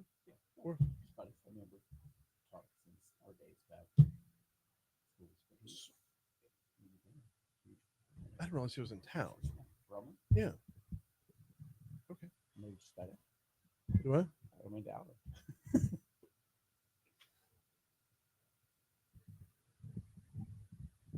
What was I thinking of? Because I talked to Ted Beasley yesterday. Okay. Yeah. They're bringing me down to the leadership summit again. Yep. Teacher leader summit in June.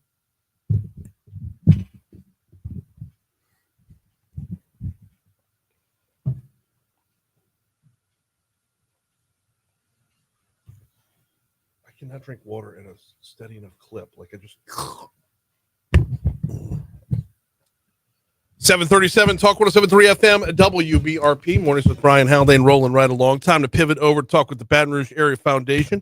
And we welcome Chris Meyer back into the studio. How are you, man? Hey, I'm great. Good morning, Brian. Why, when I teased the forecast and said, will we get any relief from the heat, you just like side-eyed me, shaking your head no?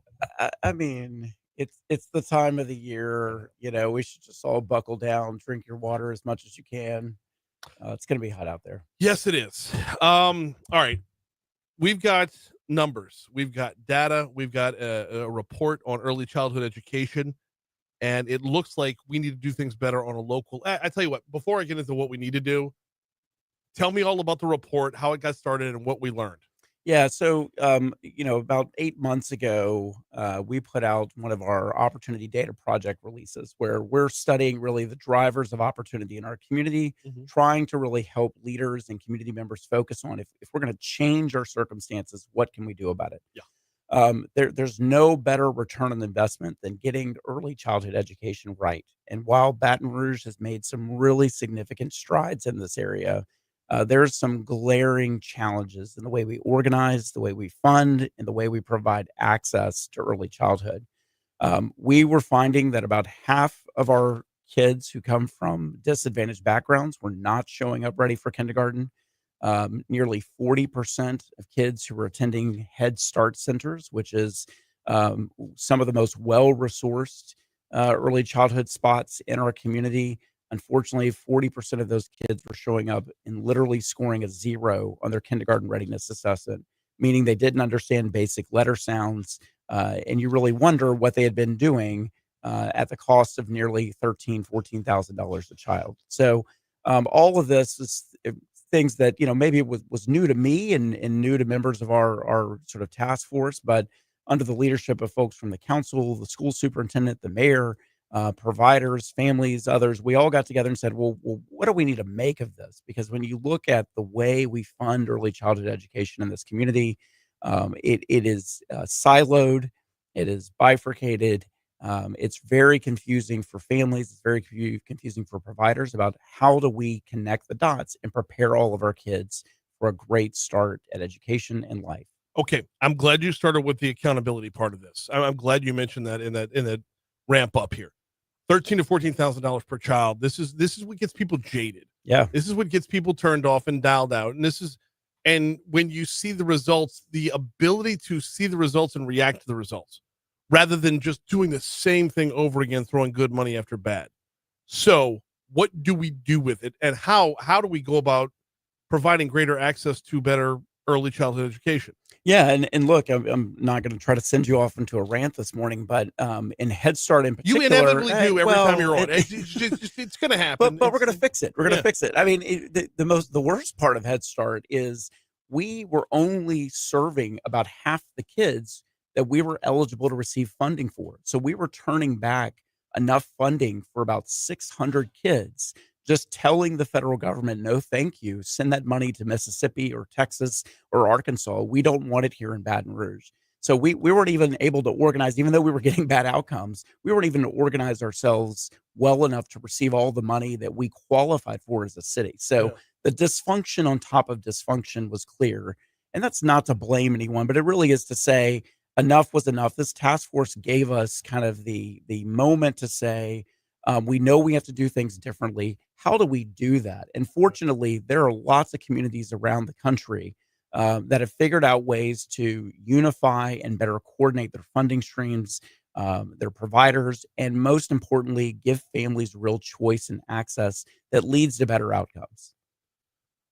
Turning back funding versus taking the funding and wasting it. I mean, that's kind of a 6 and 1/2. I know mean, it's like every time I buy lettuce, thinking I'm going to eat a salad, and then I throw away bad lettuce.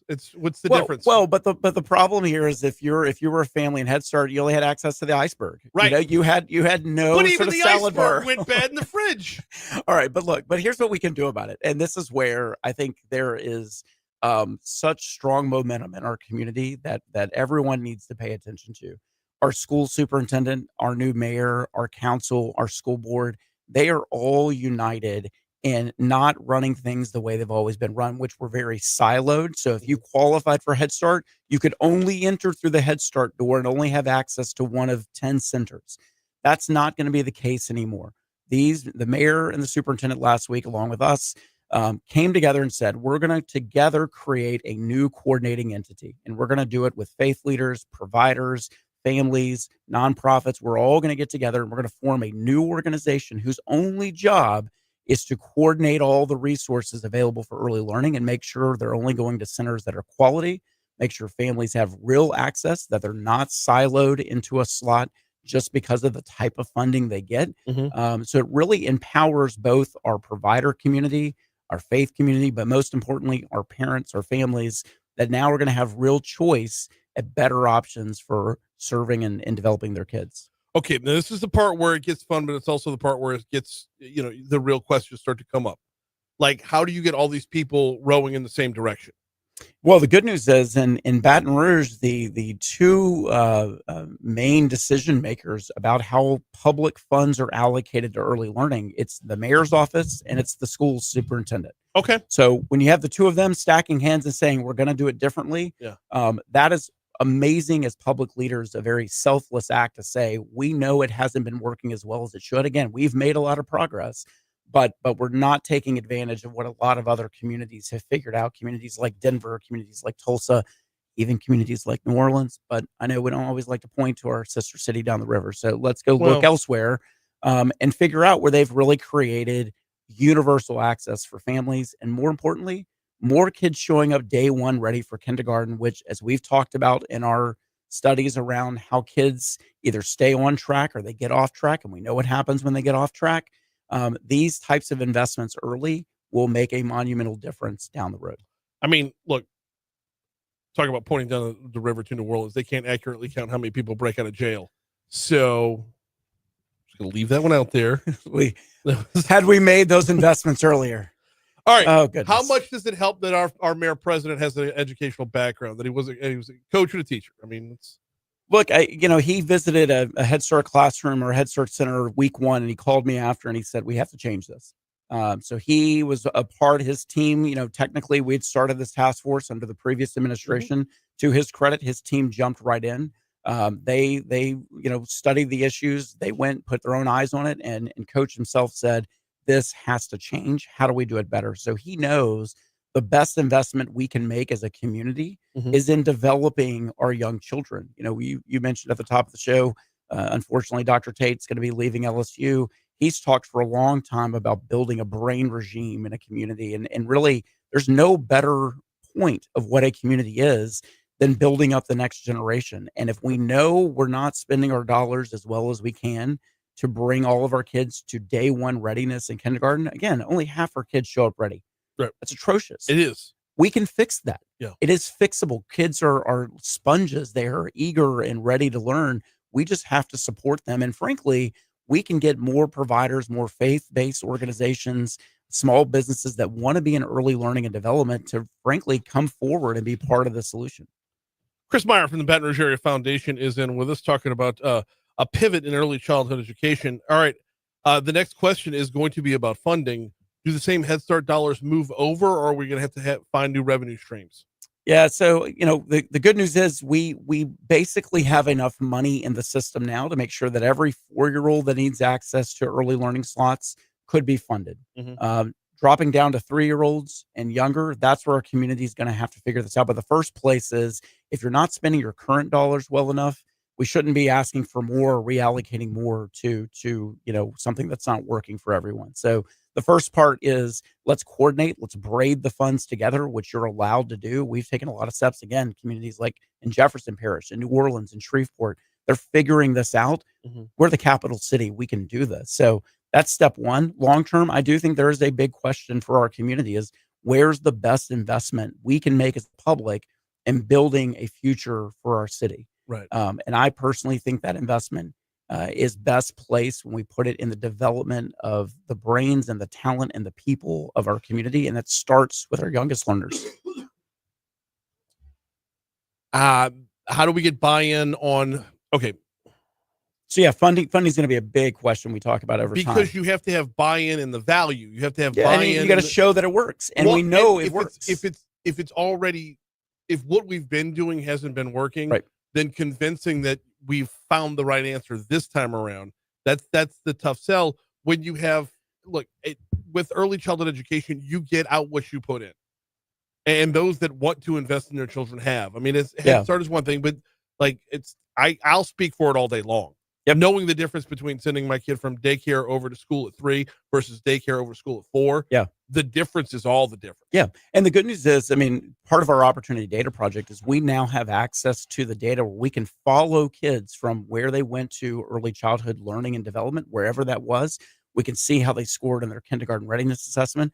We can see how they score in first grade. We can see how they score second, third. So you can see longitudinally how kids are progressing. And, it is true. Kids that go to higher rated early learning centers end up starting off better. They stay on track despite some of the other sort of pulls and obstacles that might be in their way. So we know it's possible for any kid from any background to achieve educationally. But the difference maker is, are they in a quality center? And right now, we don't allow access to all our quality centers. We don't incentivize our quality centers to grow because we keep siloing funds. Timelines. When can we see this start to get rolling? Yeah, so look, we think you're going to see an announcement later this summer on the creation of this new coordinating entity. We have some pilots underway where we're going to begin giving some families access to more diverse learning spots. So look for an announcement later this summer. There's a founding group of community leaders that are going to be getting together to kind of serve as a founding board and to help organize this effort. So again, this is going to be a community-wide effort to improve and invest in our early learning options, something that we can take charge of, we can fix in a short period of time in our community. Last one before we get you out of here. And the how does this tie back into, we've had the conversation before about workforce development. Yeah. And how I don't like this angle because it diminishes the role of the educational part of this. But putting kids in school at 3 frees parents up to go work. Oh, it goes hand in hand. I mean, Yes. this is so fundamentally, when we talk about it, a whole of community effort, our business community is going to be pivotal. This works hand in hand. And if we can make it a high quality early learning opportunity, we are just multiplying the impact over and over. And again, other communities have figured this out and have gotten 70-80% of their kids on track from day one. That is an easy goal for us to hit as a community. Which I love. I'm always hesitant to bring it up because we talk all this about the developmental, the development of the child and how it's pivotal at this time, and the education is real.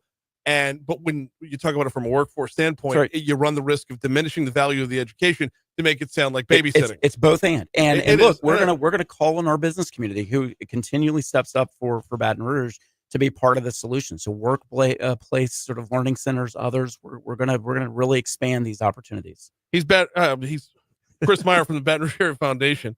I always appreciate your time. Thanks, Brian. Here comes your money now on Talk 107.3. I almost called you the Baton Rouge Area Foundation. Sarah wanted me to plug, if you have any other time, planbatonrouge.com. Yes. I still have 2 more weeks for the survey that's open. So if you have a chance to plug it.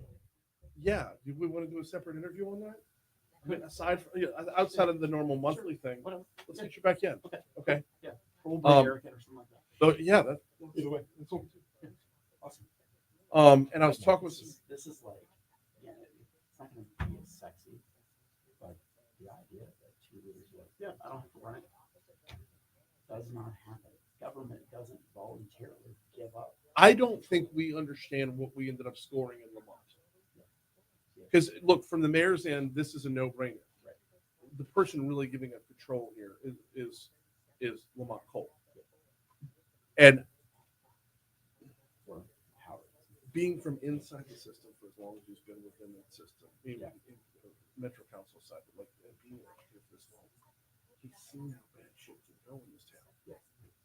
And I think he takes it personally. And if he takes it personally, he can hand it off to say, clearly, we're overwhelmed. I'm overwhelmed. Like the system is overwhelmed. It just, I don't know. He's got a level of humility that I don't think we normally see from somebody. No, we got to keep celebrating. Yeah. Big deal. Keep you posted. Cool. I'll hit up Sarah about getting somebody on after Memorial Day. Great. Okay. Perfect. Always appreciate it. Yeah, man. Will do. Yes, sir.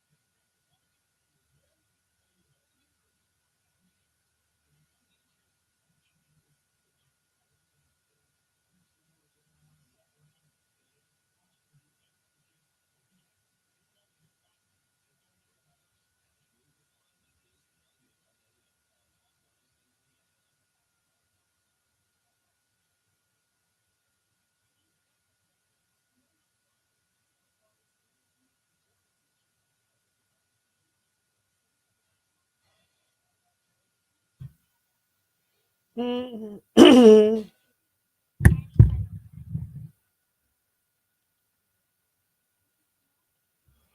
posts on Facebook an hour ago. I will admit it. I can be extra. No shit.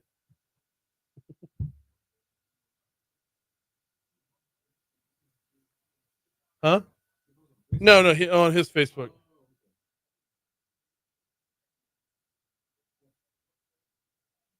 You what?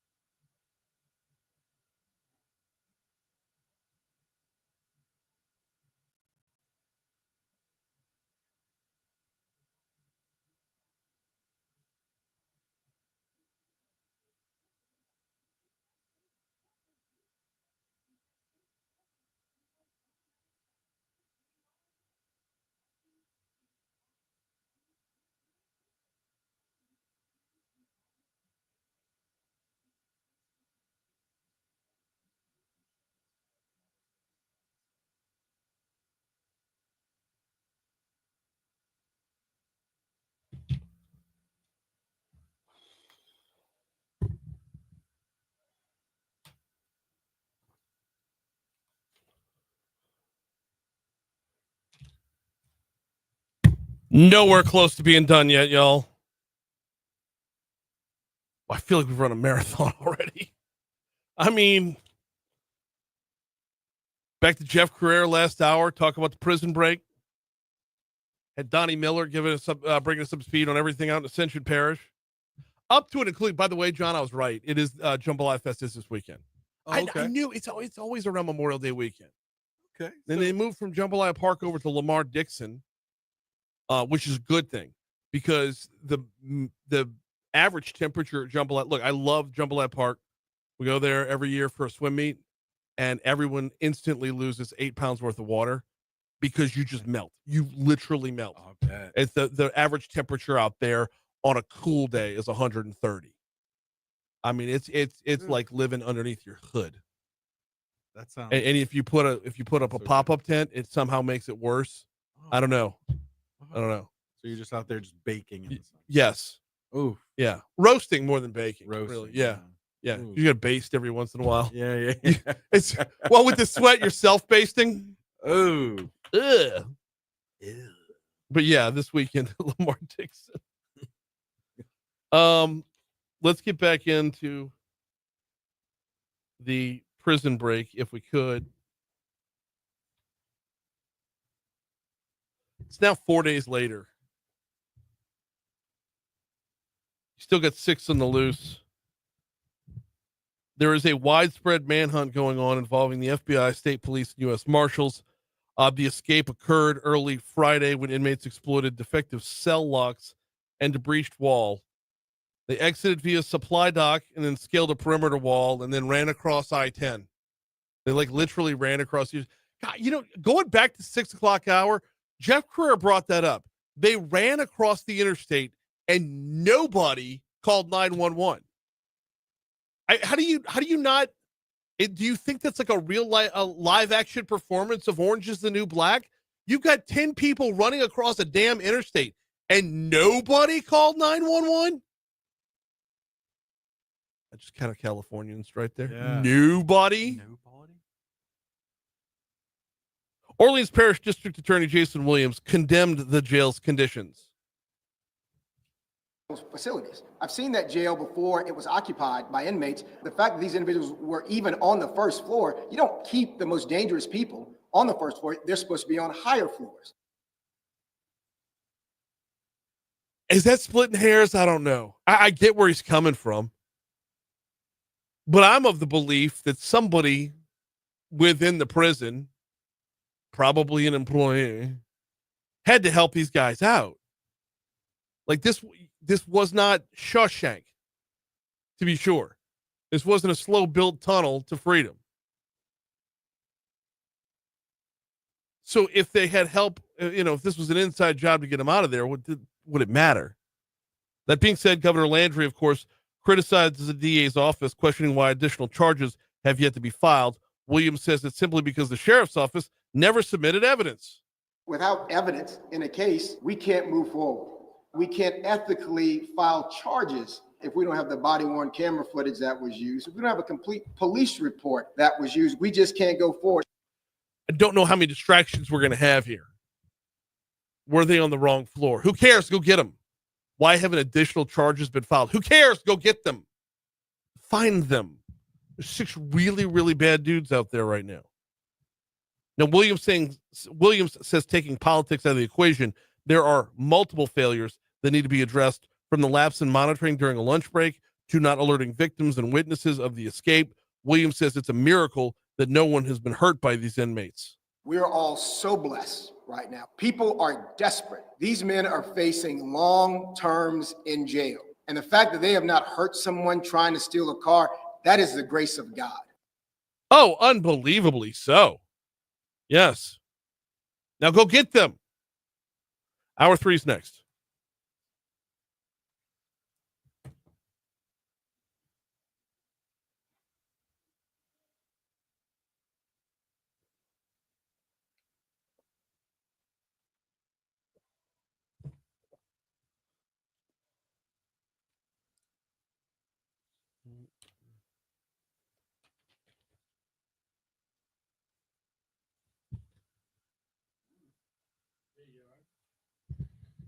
Good.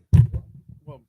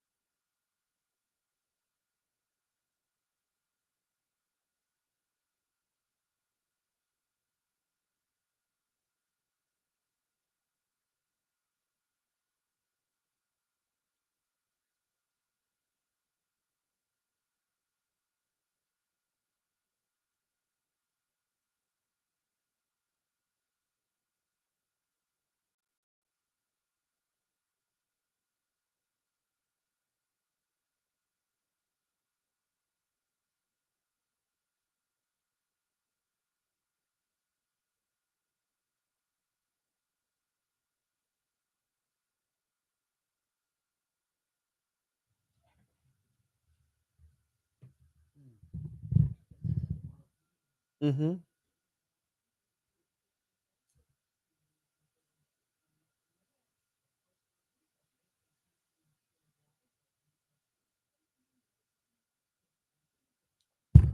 Troy says lots of blame storming going on at the OPP. I know.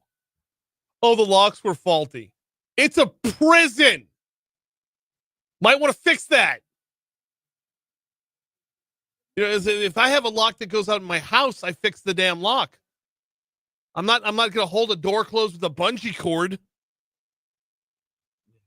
No, just prop that chair behind it. You'll be fine. Boy, I tell you what.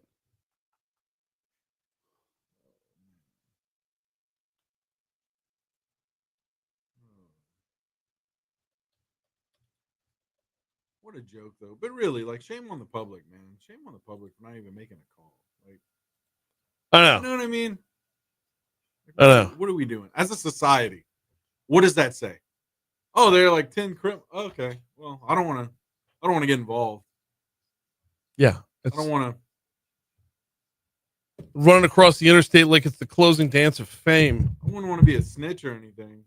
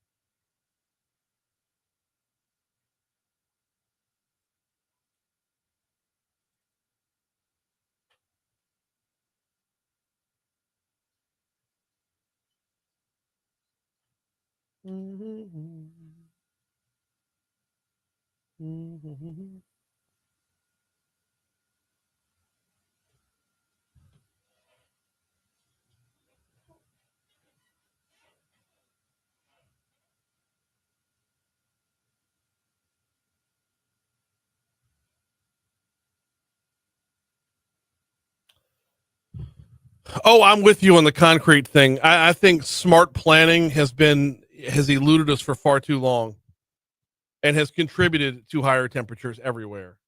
I'm not denying the carbon into this.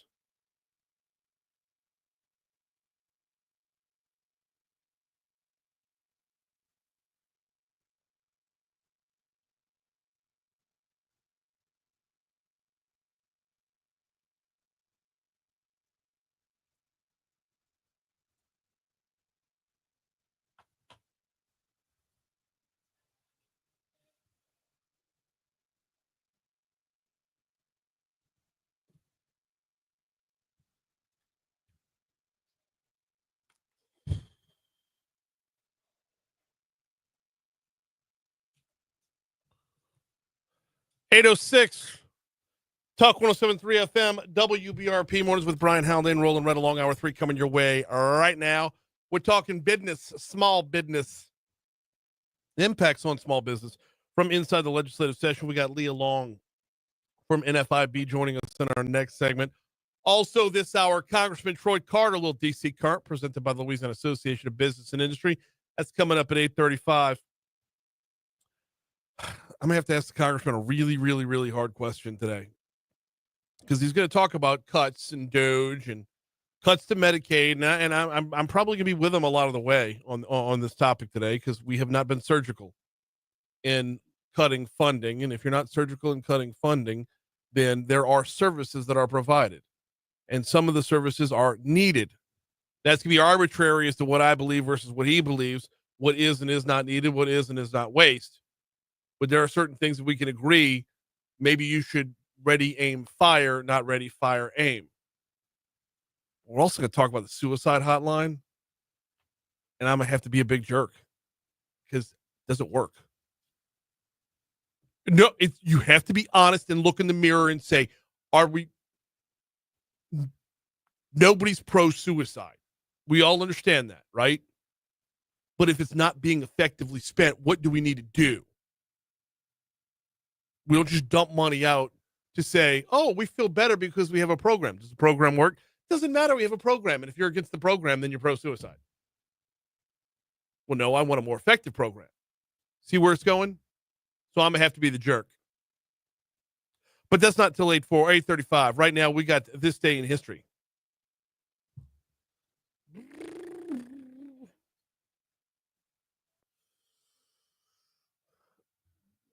Oh.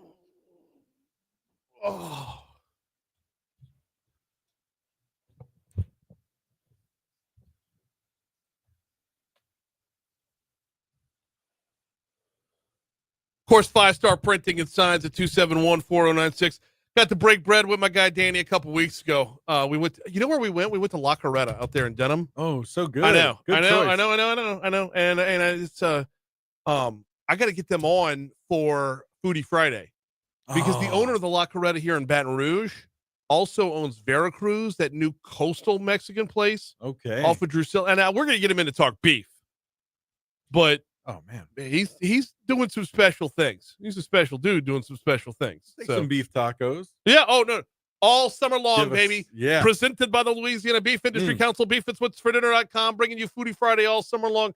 Danny and I went to La Coretta. You could look, man, steak fajitas. No, I never order fajitas. If I'm being honest, really, I don't want to stink. Oh man, you get the fajitas. They come out with the big smoke and sizzling platter. Meanwhile, and you can't help but go home smelling like sizzling smoke. Meanwhile, I wish there was fajita cologne. No. Oh yeah, fajita cologne. Absolutely. That's a Mitch Hedberg joke. Is it? Yeah, about Would it be more effective as a perfume for women? Maybe because it would attract men. Oh, absolutely. Yeah, absolutely. You better watch it there. If my wife had, some fajita cologne, dude. Fajita perfume. Oh, just fajita, dude. I've been running late, Brian. What happened on this day in history? I don't even know that. Hey, 1609, William Shakespeare's sonnets are first published in London, perhaps illicitly by publisher Thomas Thorpe. Hey, all right. So maybe Shakespeare didn't want his stuff out, but Thomas Thorpe's like, you know what? This is good. He's like, you remember you ever watch 8 Mile?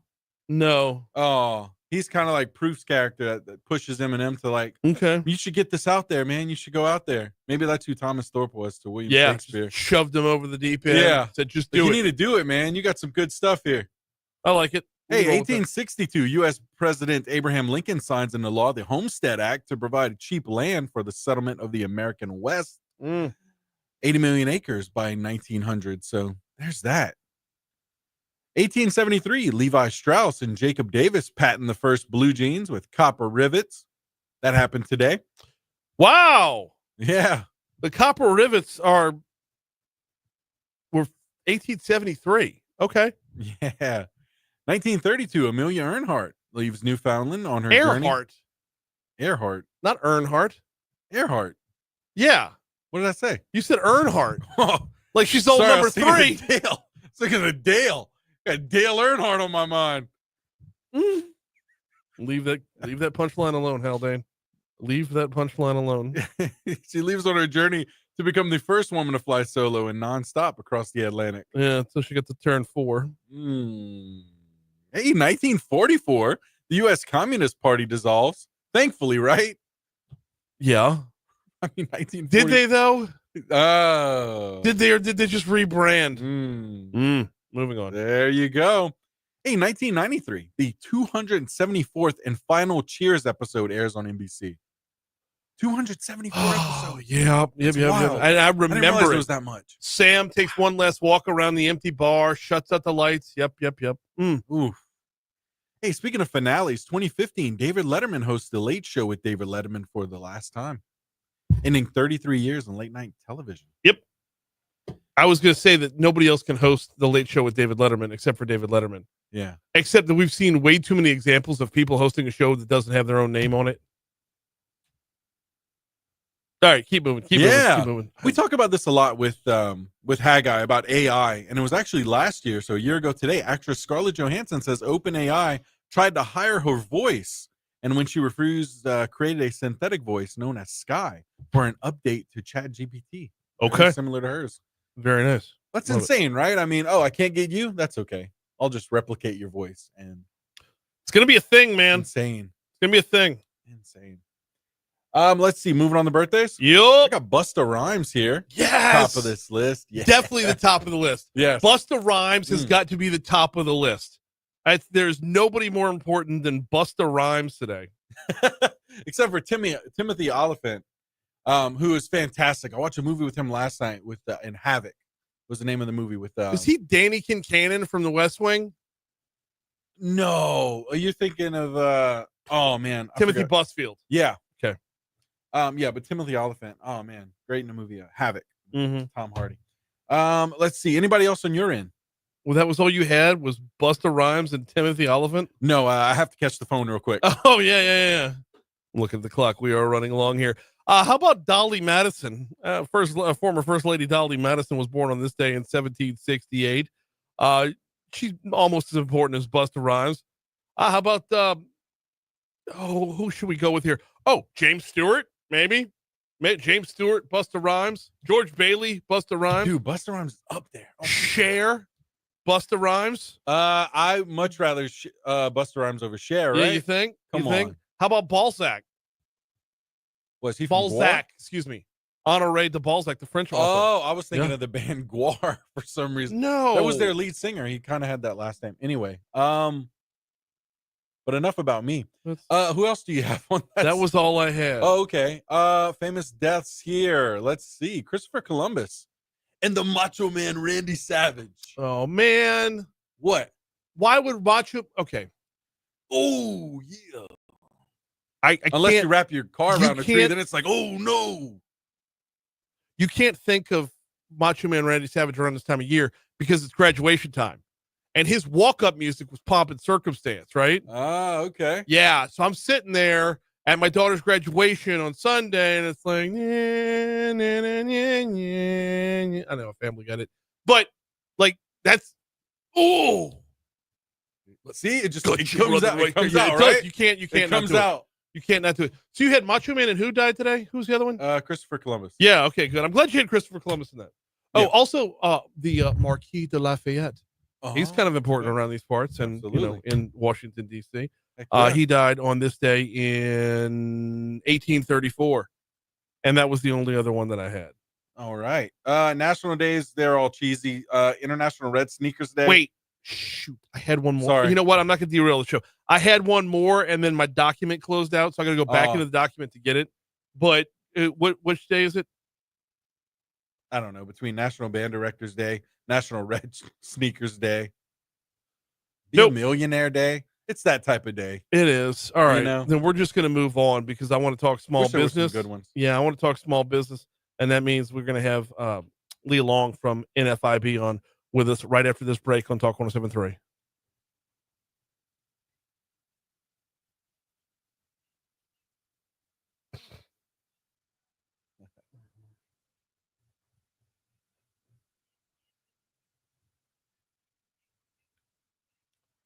Oh yeah, the patio at La Coretta is great, man. Especially when it's cold, they got those heaters out there.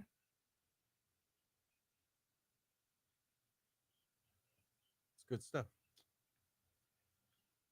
That was the last time I ate outside. Was when it was a couple months ago. I knew it. Damn it! What happened? It was a big one. We missed a big one in deaths today. Deaths? Big one. Big one. Big one. I'll reset when we come back in.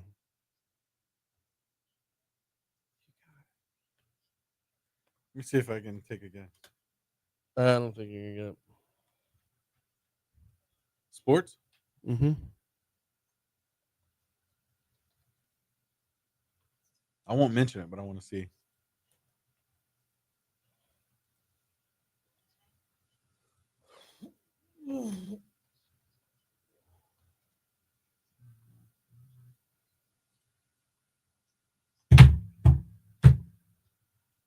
Dang, huge. Fun. What? I type in May 20th.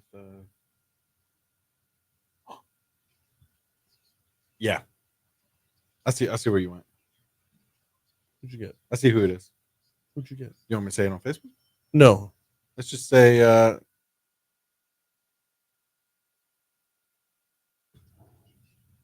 right, put Mike's back on. All my Word documents closed up on me this morning. I don't have all my backup of anything. So, man, what's up this morning? You got your computer, you got these two spazzing out. Earlier, I was like, man, what is going on?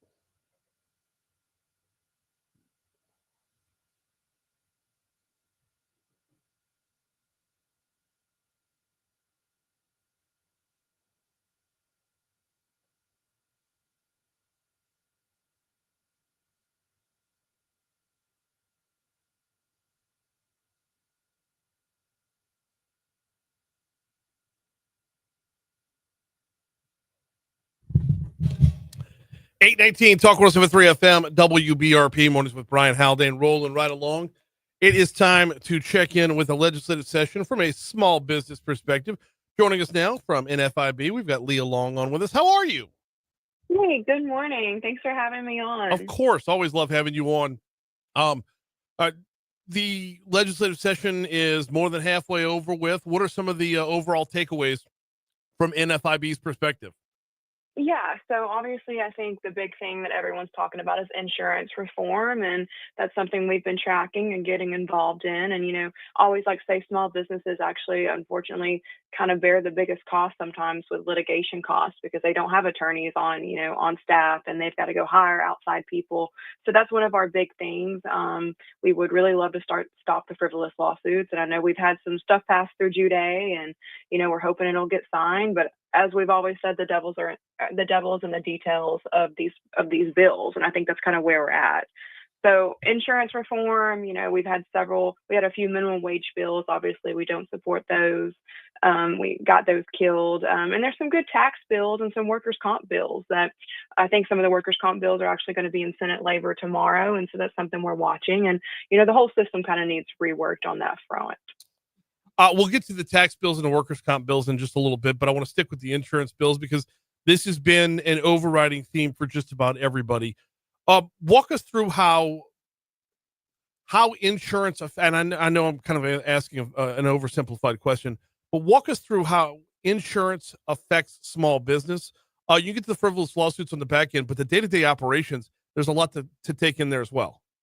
Yeah. So, it obviously affects the premiums and how much these employers have to pay, not only from auto to, health insurance, everything like that. So, when those premiums go up, it obviously costs the employers more, and then that cost goes into their business. And, sometimes it's hard to absorb those costs and balancing. And as a small business owner, we've talked about we're coming off of inflation. We're coming off a lot of other things that it's hard to own and operate a small business, not only in Louisiana, but nationally, because you do have a lot of cost drivers when you own and operate a small business. And so it kind of affects them when the cost of insurance goes up, they can't continue to build their business. Sometimes they can't pay their employees as much as they would like to because the cost of owning the businesses went up. And so that's something that has got to be fixed.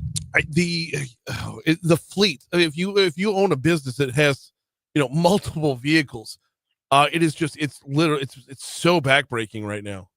Yeah, it's outrageous. It's one of those things. What do you do? Do you get rid of employees? Do you get rid of some of your fleet? You think about some of these construction companies that have, unfortunately, huge commercial vehicles. And, we talk about that with Renee from the Trucking Association all the time, that they can't stay in business. And, it's costing them that they may have to move their business. Same thing with small business. If you're right there on that Texas line or you're on the Arkansas line or your Mississippi line, sometimes it might be cheaper to move there. And that is not what we want because we're trying to make Louisiana more business friendly. No, and moving across the state line is sadly, it's the most viable option out there if you're the business owner, is to relocate to another state. Because what you lose in mileage, you make up for, tenfold in what you save in insurance. Yeah, exactly. And, and small business owners, some of them, 10 employees or less or 50 employees or less, sometimes one bad lawsuit can put them out of business. And so that's something you have to think about. Sometimes whether it be a car accident or whatever it may be, one bad one completely can gut the company. And, that's obviously not what we want here in Louisiana. We want to keep businesses open. We want to keep our small business owners thriving. They are the backbone of the economy. And you think about they support your community. You can't go anywhere in the state of Louisiana, in any city, local municipality that does not have a small business that may be new or may have been around for 50 years. We're talking with Leah Long from the National Federation for Independent Business, getting up to speed on the legislative session that is cruising through across downtown from where we're at right now. All right, back to the frivolous lawsuit part. How does NFIB define frivolous? It's just these, ungodly payouts. And when you see those on a workers' comp front, you see those, car accidents. And that's one thing. There's got to be balance in the system. And I know right now we're talking about, okay, is it the insurance problem? Is it the trial attorney problem? It's a whole problem, and it's one of those things that I say this freely because I'm originally from Arkansas. I know we've had this conversation. I don't remember seeing as many trial attorney billboards driving around Little Rock, Arkansas. Maybe they are, maybe they aren't, maybe I didn't pay attention to them. But I noticed as soon as I moved to Louisiana that you can't drive down I-12, which I drive into Baton Rouge usually every day, and I can count the signs. And, the new ones I always like to see when they get redone because I'm like, oh, God, here's the marketing cost that's went up that's, costing our small business owners by the premiums they have to pay because, it's such a sue-happy state. And we've gone down the road of trying to limit their advertising before, which was honestly a mistake. Because I mean, look, I work in an advertising based business. I'm all about people advertising more. But it's not the advertising that's a problem. It's the mentality that's a problem. The mentality that I don't have to work because I can get into an accident and I can get a $10 million settlement, a $15 million settlement based off of a little fender bender that gives me a limp for a week.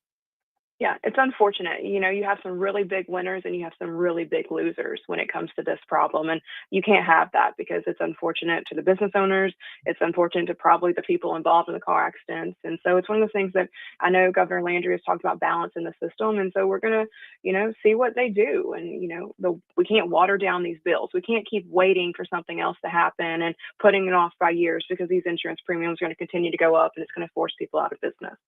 Got a couple minutes left with Leah Long from NFIB talking to how the legislative session affects small business. Let's move back over to the workers' comp side. What's being done? What's being pushed? Yeah. So right now, we kind of talk about, unfortunately, lawsuits, and workers' comp is one of those, and it does cost the business owners quite a bit of money. And so, really evaluating the medical fee payment schedule is something big. State Rep Mike Eccles is also bringing a bill to kind of study that and adjust that because it does cost an employer a lot of money. And, obviously we want employees to be safe and we want to continue that. So I think that's something that's going to continue to move forward. It may not be fully done this session, but maybe next session in the future, continue to rework that system so it's fair for everybody involved, just kind of like insurance right now in general. I was having this conversation with a state legislator the other day, and I'm not remembering whether it was with Mark Wright yesterday or someone else last week, but it was, you see a lot of the similarities here when it comes to the jackpot justice mentality. You see a lot of similarities in workers' comp and car insurance.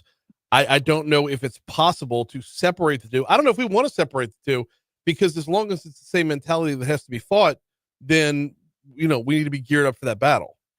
Yeah, and I think, it is a similar mentality, but the idea is to obviously, if your employee is hurt, get them the help they need and get them back to work as fast as possible because it helps that employee, it helps that employer. But right now the system is, okay, you're hurt at work, we're going to take, months off or whatever we need to do. And if that's something you need done because you are that hurt, then totally. But, just kind of justifying the system and kind of playing the system is not ideal because it does cost that employer money. So it's all about getting back to work, making sure they're healthy so they can continue to make an earning and, live their life, and so can the employer. The stepping away from anything involving a courtroom, stepping away from anything involving insurance, is there anything else being pushed at the legislature this I know it's a fiscal session, so it's probably, it's supposed to limit the number of bills get pushed through, but has anything else caught your eye? The one door policy, I know everyone's kind of been talking about that. Yes, that's a big thing. We're super excited for that. There's a labor shortage issue, obviously. And so being able to get people to go to work that can work and helping push out in such an easy way where there's one source that you can go to and, employees can find jobs and employers can find workers. And that's going to be a huge thing for Louisiana. So I'm happy to see that's finally being done and pushed. How huge, from NFIB's perspective, what kind of an actual real life impact will this have? It's going to have a huge impact. We have people looking for jobs all the time. And, that's one thing that, if you're not advertising, which most are, but it's going to push people into the labor force. And that is something that is drastically needed here in the state of Louisiana. And the tagline, I don't know if they've adopted this yet, but the tagline needs to be looking for a job shouldn't be a full-time job. Literally, it shouldn't be. And, it is hard out there to find a job. Yeah. If you got to Google it, that kind of thing. Because if you have to chase down your benefits. Yep. Yes. There's jobs to be had, and this is going to put it in one place. And I'm very thankful for State Rep Kim Carver and Stephanie Bart to bringing this and try to make this a more modernized system. Absolutely. She is Leah Long with the National Federation for Independent Business. We got to get you back on at the end of the session for a full recap. Yes, definitely. Thank you so much. Always. We will talk to you soon. 829 at Talk 107.3 FM, WBRP. Do you have your lunch plans yet? I know I'm going on to Ascension today. Thursday, though, I'll be over at P.F. Chang's. That black pepper chicken's calling me. It is so good. With the onions and the black pepper sauce, and I'll probably get a side order to go with it. Maybe some egg rolls as an appetizer. Who knows? What I do know is that every time I go to P.F. Chang's, I walk away full, but not weighted down, because you're going to get fresher ingredients. You're going to get a better quality of Asian-inspired cuisine. It's not the grease heavy, got to clock out for the rest of the afternoon because I'm all weighted down, I'm all bloated, I'm all, ugh. No. You get top quality food, top quality service, upscale ambiance, right in town center, off of Corporate Boulevard. Look for the giant golden horse. It's P.F. Chang's. 8:30, here comes news. Yes, sir.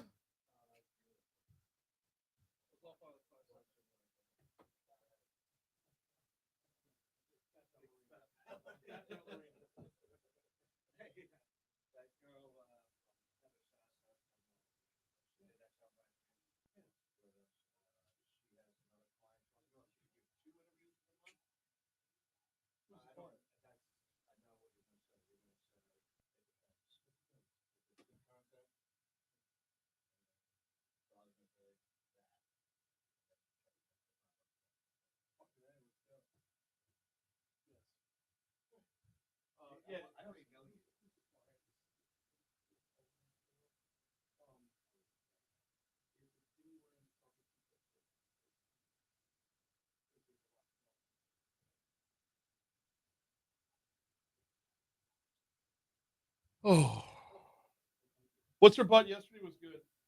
Good little opening conversation. I didn't get a chance to tell him about Abraham's story. I know better than that.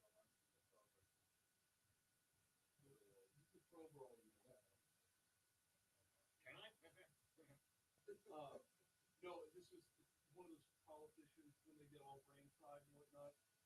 I'm at a fundraiser. I'm at a fundraiser for Doc Abraham that was here in Baton Rouge. I think it was what is the governor maybe? Anyway, he comes up to me and goes, come Doc Abraham. This is probably not. And I shake his hand and I'm like, yeah, we've met a dozen times or so. So he turns to have another conversation, and I go behind him to go towards the next person I was going to talk to, and he turns again and he sees me and he goes, "Hi, I'm Doc Abraham, and my friend called me Doc." And I'm like, "Motherfucker, I just talked to you 10 seconds ago."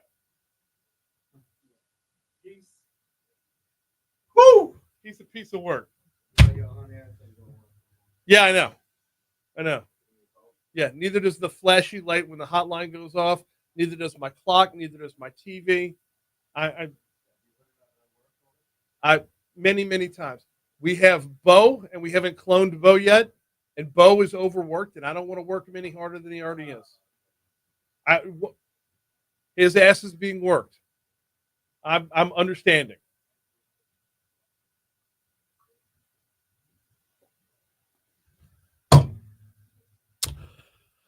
How do we should I make William Tate going to Rutgers a Sopranos bit? You know who went to Rutgers? Jackie Jr.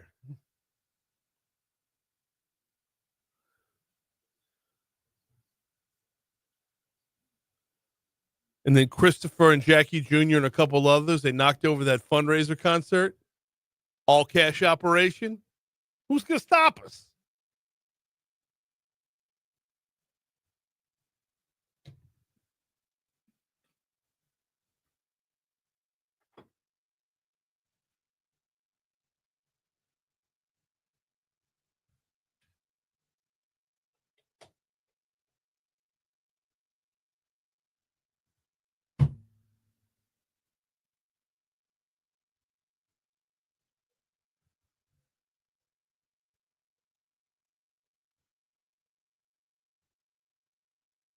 Who is this girl?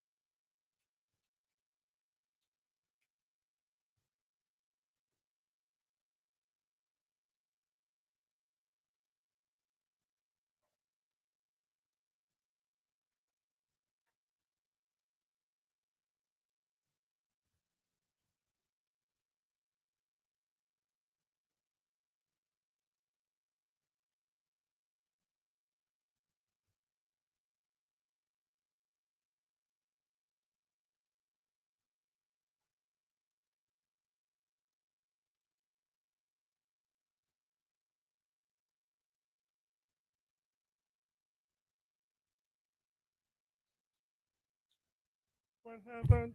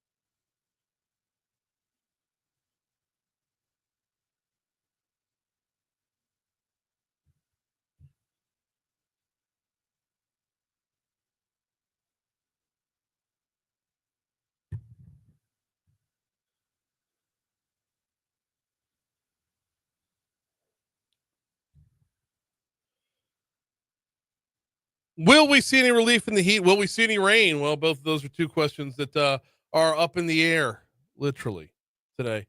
We got a high of 92 with a 40% chance of rain in the forecast. If we do see any rain, which I don't think we will.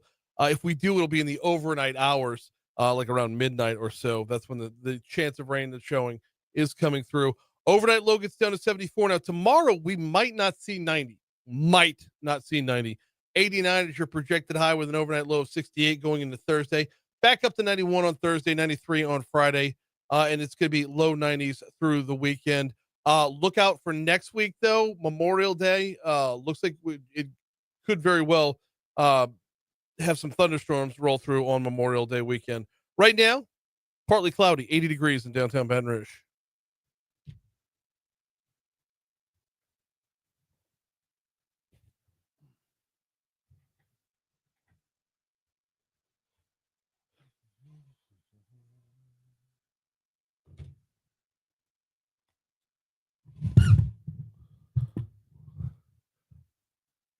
Ready, fire, aim has been the mantra of Doge thus far. The cuts have not been surgical. That's an understatement. There's a lot of room to discuss individually what's been good, what's been bad. We're waiting on Congressman Troy Carter right here to join us for DC Current to talk about, on a Medicaid front for one, suicide hotline for another. There are so many different aspects of this where, and honestly, I think we're going to find over the next year or two that a lot of stuff has to be put back into place. Congressman Carter wrote a letter this week. I'm sorry, wrote a letter last week. Waiting on it to pull back up again here. Along with 33 members of Congress, Representative Carter leads 33 members calling on Secretary Kennedy to protect the 988 suicide and crisis lifeline. This, of course, is Secretary Robert Kennedy, RFK Jr. The press release from it was a week before last. Today, Congressman Troy Carter led 33 members of Congress in sending a letter to U.S. Health and Human Services Secretary Robert F. Kennedy Jr.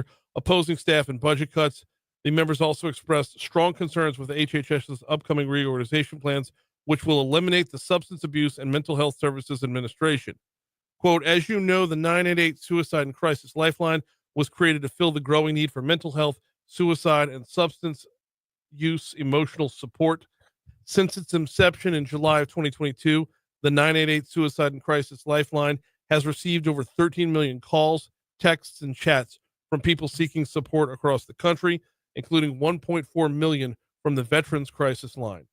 Any further staffing and budget cuts at SAMHSA could affect or disrupt this vital service, potentially leading to an increase in hospitalization, mental health issues, and crises that will go unaddressed. The letter goes on from there. Waiting on Congressman Carter real quick. Let me text his people, see where we're at.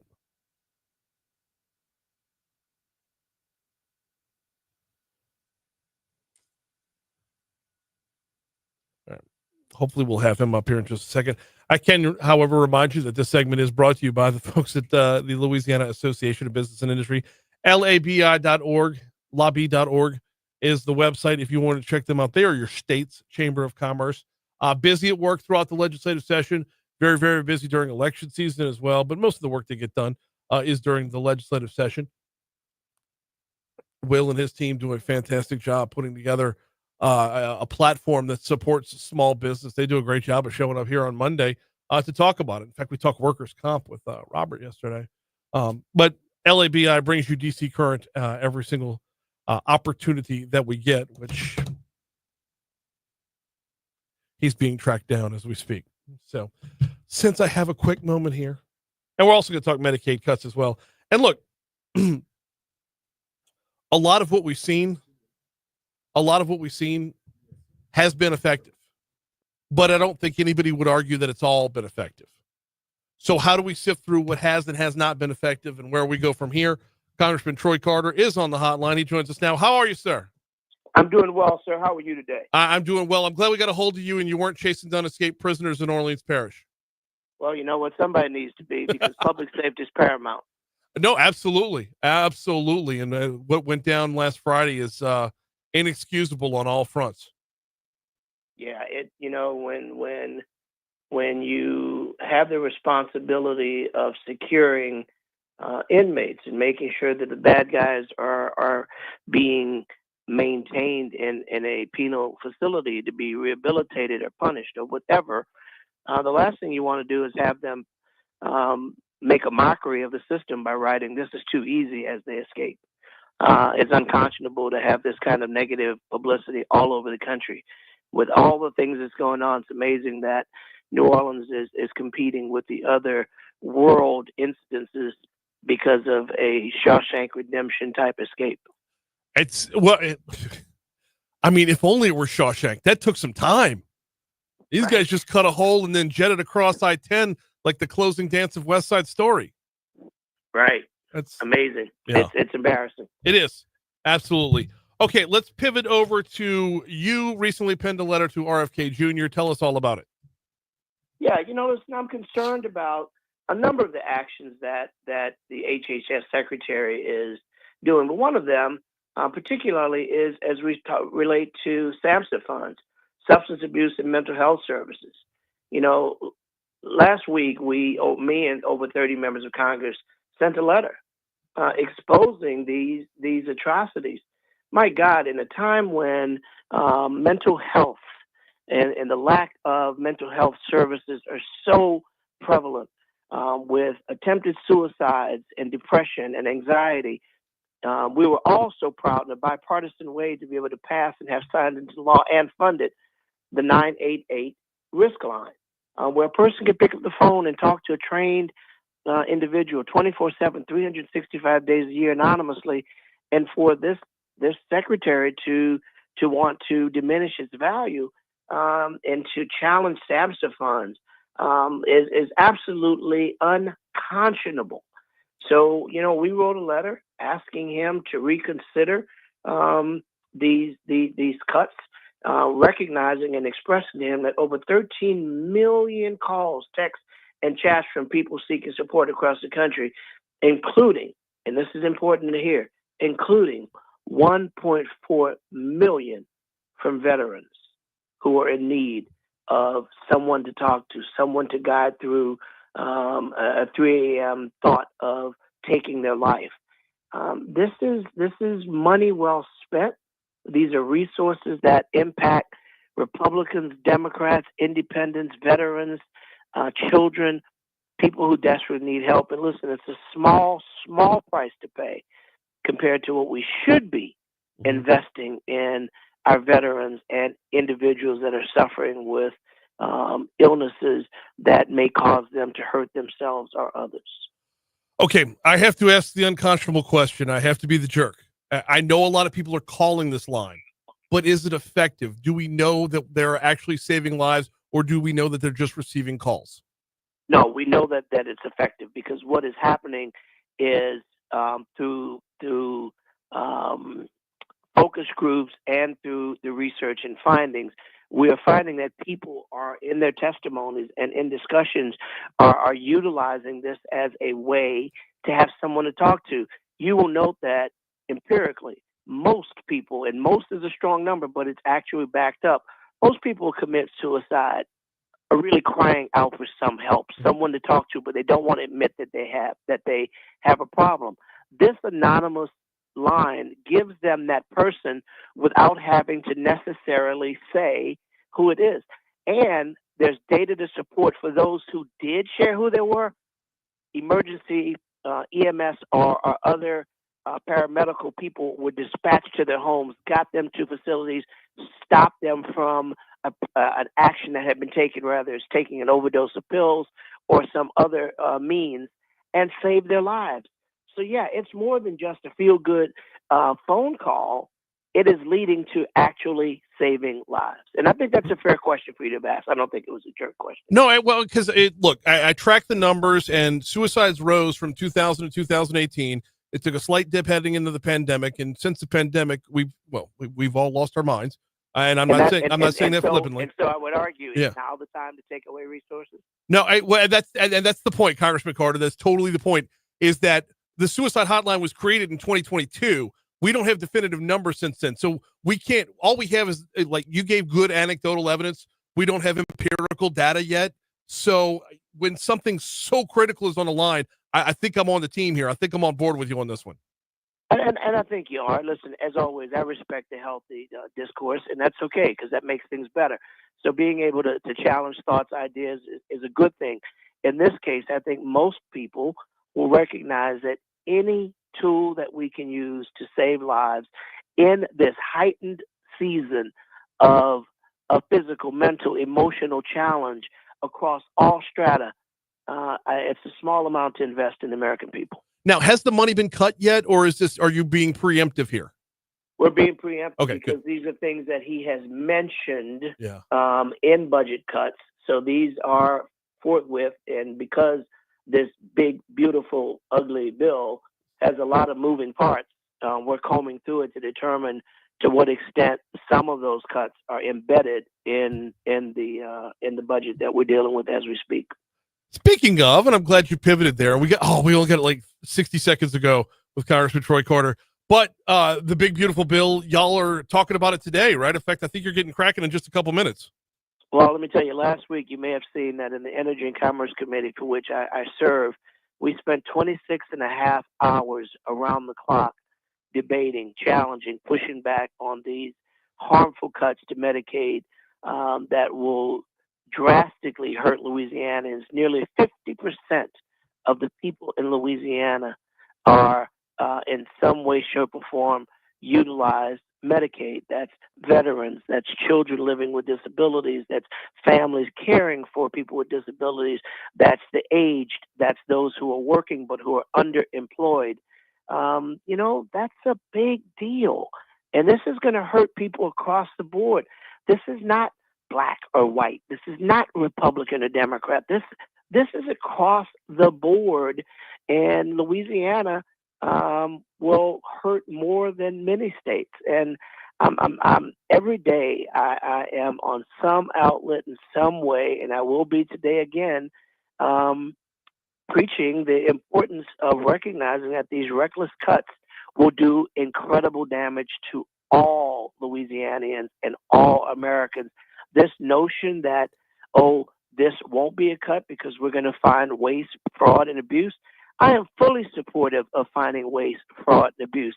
There isn't enough to come up with $880 billion worth of cuts, now reduced to $715 billion worth of cuts.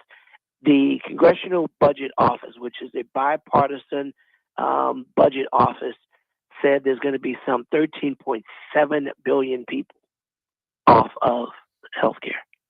That's where the discussion is going to pick up on the House floor, and that's where we're going to have to pick it up next week. Congressman Troy Carter, we always appreciate your time, sir. Thank you so much.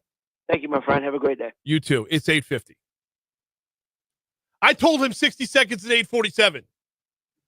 It's not even a thing. Like, he's on his own time. 8:47. It was a 3-minute window to get a 60-second answer, and we still missed by 20 seconds.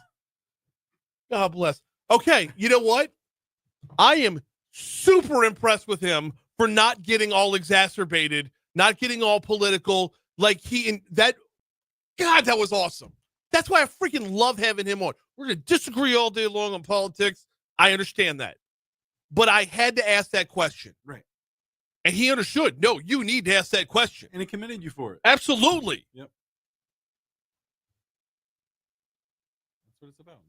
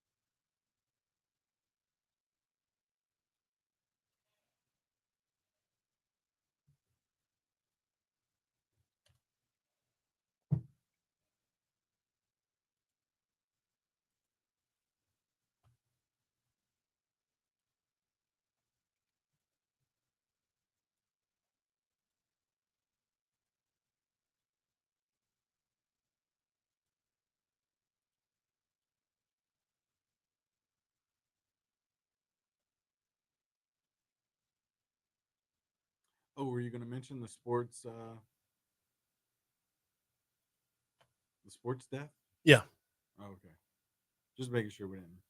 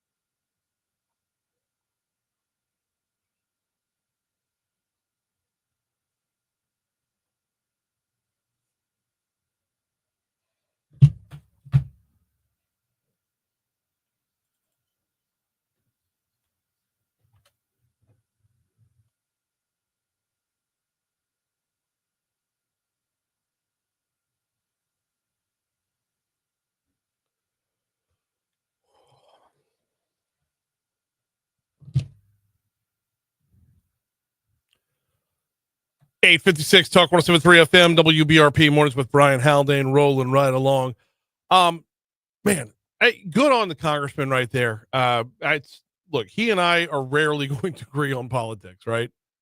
I look at the Doge cuts completely differently than he does, but there are times where once you have the discussion, you can realize what needs to stay. Some things need to stay. The whole point of Doge is to eliminate waste, eliminate fraud, make sure that our taxpayer dollars are going where they need to go. And if they need to go to a suicide hotline, that suicide hotline is going to stay. So I greatly, greatly appreciate him for, it would be very easy for a politician for me to say, okay, if we're looking at suicide hotline, does it actually work? Yeah, they're getting 13 million calls since its inception, but has it actually saved a life? It would be very easy for a politician to get all harumphy. Oh, how dare you ask such a question? What do you want people to commit suicide and then take it down a path of like how certain demographics are affected more than others and make me out to be a bigot? But he didn't do that. He engaged in the conversation. And until we have empirical data, which it hasn't been around long enough to have, huge data sets of numbers, he gave me solid anecdotal evidence, which I'm here for. Shout out.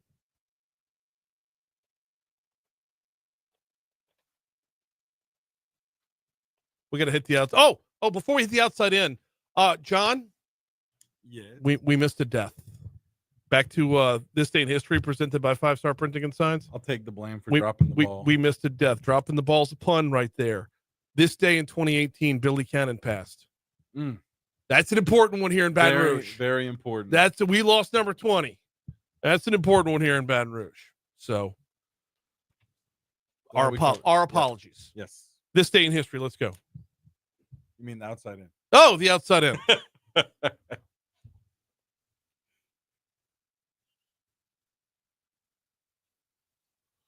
Starting off in New Orleans, they caught another escapee who had been on the run from Orleans Parish Jail yesterday. 21-year-old Gary C. Price was taken into custody in New Orleans East. State police said he will be taken to a facility outside the area. Really? You don't want to just throw him back in the same place, let him run at the same hole again? 6 more escapees are still on the lam. I know it's not funny. I know. It's not funny. Heading up to Monroe, the Board of Supervisors for the University of Louisiana System has named Dr. Carrie Castile as the 10th president of the University of Louisiana Monroe.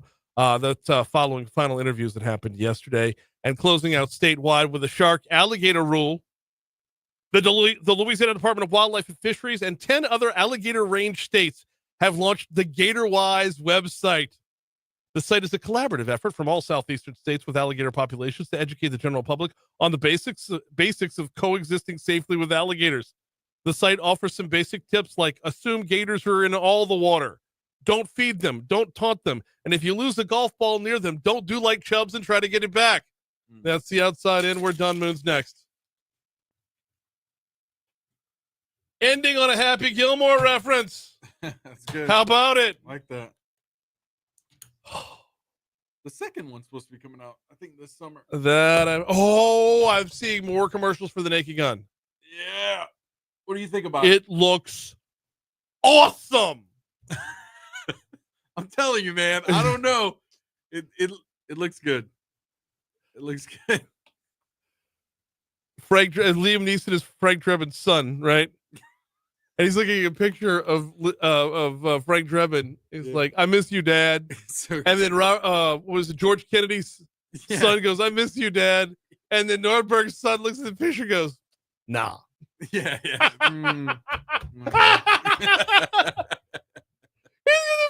O.J. Simpson. Nah. Dude, I played that movie not long ago for my kids to see like the scene. The original? Yes. Dirtier than I remember. No. But just one scene. That was it. Nice just beaver? The scene. No, the scene where OJ's character, of course, goes into the boat. It's when he gets shot. Oh, yeah. And just for my kids, just to get a glimpse of this type of comedy, dude, they were like cracking up so hard. I'm like, that's it. That's all I can show you. Yeah. Like, I was like, that was it. I just wanted to see their reaction because, and it was just so good. It was exactly the reaction I wanted. So, and Liam Neeson is like, I have no doubt he's perfect in this. Oh, yeah. He's absolutely perfect in this. He's dry. He's not funny. He's not trying to be funny. Yeah. Now, okay. Leslie Nielsen. Yeah. Same initials, by the way. Leslie Nielsen once said, I say unfunny things in an unfunny way, and somehow they come out funny. Yeah. That is all the equation you need. That's it. I say unfunny things in an unfunny way, and somehow they come out funny. There is it's online. I don't know where it was actually published first, but I saw it on YouTube. Yeah. Look up Liam Neeson wants to do improv.